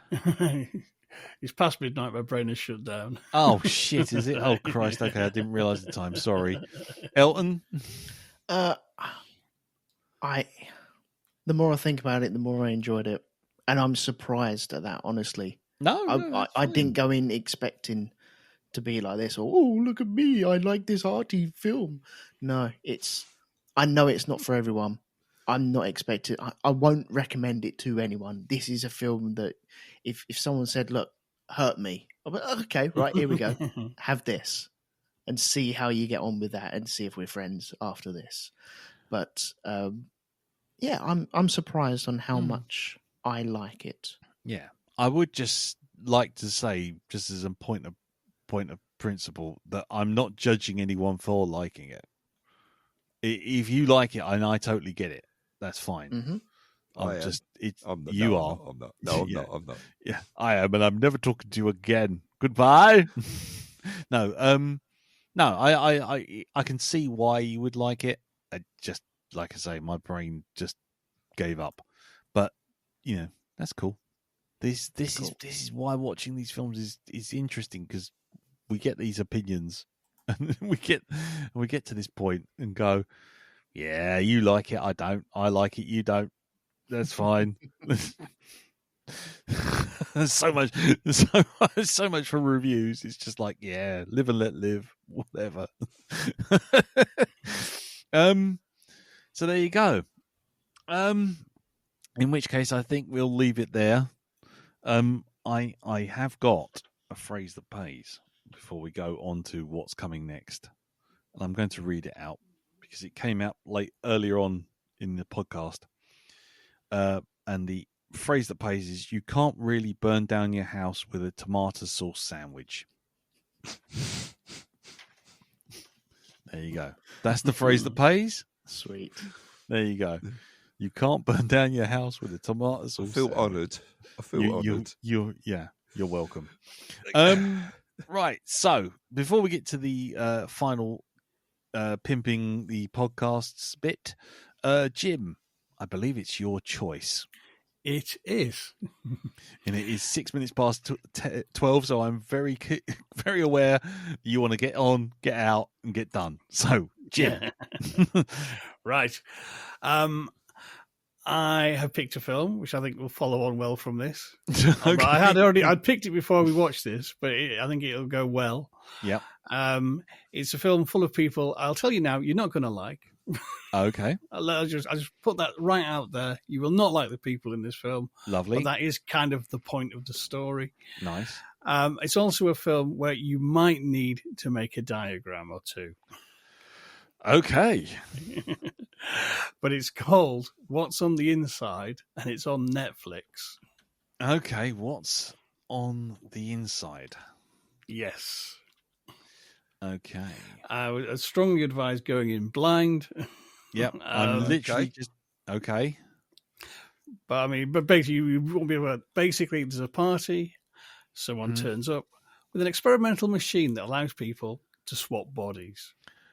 And disaster ensues. Yes, and that's why you might need you might need some sort of diagram to keep track of who's where, when, where, and why. Sweet. Elton loves a good diagram. Oh yeah. Right. Okay. So that's I thought it's an interesting film. I sort of seeing it coming out. I thought, I know what this is going to be like. Yeah. And I thought, it's just going to be some sort of slasher with a sci-fi twist, but it's not. It's not that at all. Okay. It's a lot more interesting. As I say, you will not like the characters, but there's a reason for that. You're not meant to like them. I'll help you with that first hurdle now. Right. Okay. That's cool. It's called What's Inside. That's it. Yes. Cool. I just typed it in, and obviously it's something that a lot of people have typed because it just suddenly jumps straight to it. So it's What's Inside. Okay, there you go. I'm just gonna save that banner. I'm not gonna read anything about it. Save that image. All right, I'm gonna do that. So that's it. So that's on Netflix, presumably. It is. Seeing as I'm looking at the Netflix logo. Cool. Jim, you've obviously picked it because you've seen it, but Darren, have you seen this? I've never even heard of it. Right. Okay. You looking forward to it, seeing as we now know that these people are deplorable? I've got me. I've been warned. I've been forewarned. Doesn't mean to say it's going to be a terrible film, though. That's the thing. No, just because you don't like the people. That is true. It'll be fun to watch. So. Yeah, that's cool. Elton, looking forward to this. You were on board as soon as he said diagram, weren't you? As soon as he said you might need to draw a diagram, I was like, "Fuck yeah!" Yeah, put me down for that. Diagram, I'm your man. Right, okay. Prepare his PowerPoint presentation for next week's episode. Yeah, I've not heard of this until I think it was last week when I just turned on Netflix and it was on like the front page, when it does that carousel thing. But I have literally no idea what it is. I figured it was going to be some kind of horror film about monsters in a box, but I have no idea. So I'm going to just go in completely blind. Cool. So that's it. So next week we will be watching It's What's Inside, which is on Netflix. And that's that. So before we go, let's go over to Pimp's Corner. Jim, do you want to tell us all about Hypnagoria so you can go to bed? Yes. End of last week, I released our Valentine special on My Bloody Valentine 3D, following the noble tradition of watching lovely heartwarming or heart-ripping out films. Nice. On Valentine's Day. Yeah. And this week, I'll be back with a story from Algernon Blackwood. Nice. Another commentary club on Tourist Trap, and a review of The Wolfman, which will actually be a chapter from a new chapter to a very old series about the natural history of werewolves I did a long time ago. Yes. Cool. Okay, and that's all over at hypnagoria.com. It is. And you're on Blue Sky now, aren't you? I am, well? yes. What's that now? Hypnagoria.bsky.social? That's it, exactly, yes. There you go, see? Got to keep all those different streams going, Jim. I know, I have an app for that. You have an app for that? Nice. Okay, and what's happening over at Rogue 2 and the Dice of Destiny? Well, I'm guessing we'll be recording an episode of the Grand Prix podcast / Deck Chairs and Dirty Air very, very soon because all the cars got released today. Nice. And we recorded Battle of Britain and Greyhound. That's on Patreon at the moment, but it will be going on to the Band of Brothers feed very soon. And would you like to share your Patreon? No, we're good. How are the people going to find it? They're clever people. They can work it out. They'll be fine. Look, be brazen. I'm not touting it. Be brazen. What's your Patreon? So we're not be leaving until going. No, yeah, we are. But I am on Blue Sky as well. Oh, go on then. What's on your Blue Sky? I don't know what my Blue Sky is. It's probably got Elton McManus in there at some point, I'm guessing. So, yeah, that's it. Right. Okay. Right. I'm going to look up. Hold on a second. I'm going to look you up. Page not found. You're not. Hold on. Rogue 2. Oh, Elton McManus at bsky.social. There you go. That's the one that you was looking for. Yes. And if you want to go to the Patreon, it's patreon.com Rogue2 Media. There you go. You can choose your membership. Pledge of $1, $2, or $5. There you go. So get over there. Help him out. See? Jim, have you got a Patreon? I do, indeed. Go for it. What is it? I've no idea. We're Hypnagoria at patreon.com. Fantastic. There you go. See? There you go. Yeah, 2 tiers available. 2 tiers available. Lovely. $3 and $6. There you go. I got rid of the $1 one because the patron said I should, so I did. I've got a holiday fund. No? Have you got a GoFundMe? I can do. Give me 2 seconds. OnlyFans page? Oh, yes. Yeah. For narcoleptics. Narcoleptics OnlyFans. It's called Only. It's me sleeping in suggestive poses. That's what it is. We were going to do a calendar. Aaron just sleeping in pubs. Yeah. Well, it's spot me sleeping. So what it'll be is it'll be a landscape you'll take a picture of, like a crowded street, and you got to spot me where I'm sleeping. Where's picture. Wally? Yeah. Quite literally. Yeah, quite literally. Where's the Wally? He's over there, asleep. Yeah. Right. Brilliant. Yeah, I've already said my bit. cartoonbeardy.bsky.social. I'm over there. I'm very rarely on Facebook nowadays, but only to check in on the Facebook group, which is facebook.com/groups/the Black Dog Podcast, where you can leave your feedbacks. Right, that's it. Remember, you can't really burn down a house with a tomato sauce sandwich. And we'll leave it with that. So, until next week, when we find out what's inside, then we'll see you soon. Till then, take care. Tatty bye. Bye-bye. Bye-bye. Great rehearsal, guys. Should we record now? There's a voice that keeps on calling me. Down the road, it's where I'll always be. Every stop I make a new friend. Can't stay for long, just turn around and I'm gone again. Maybe tomorrow I'll wanna settle down. Until tomorrow, I'll just keep moving on. I only came for a kebab.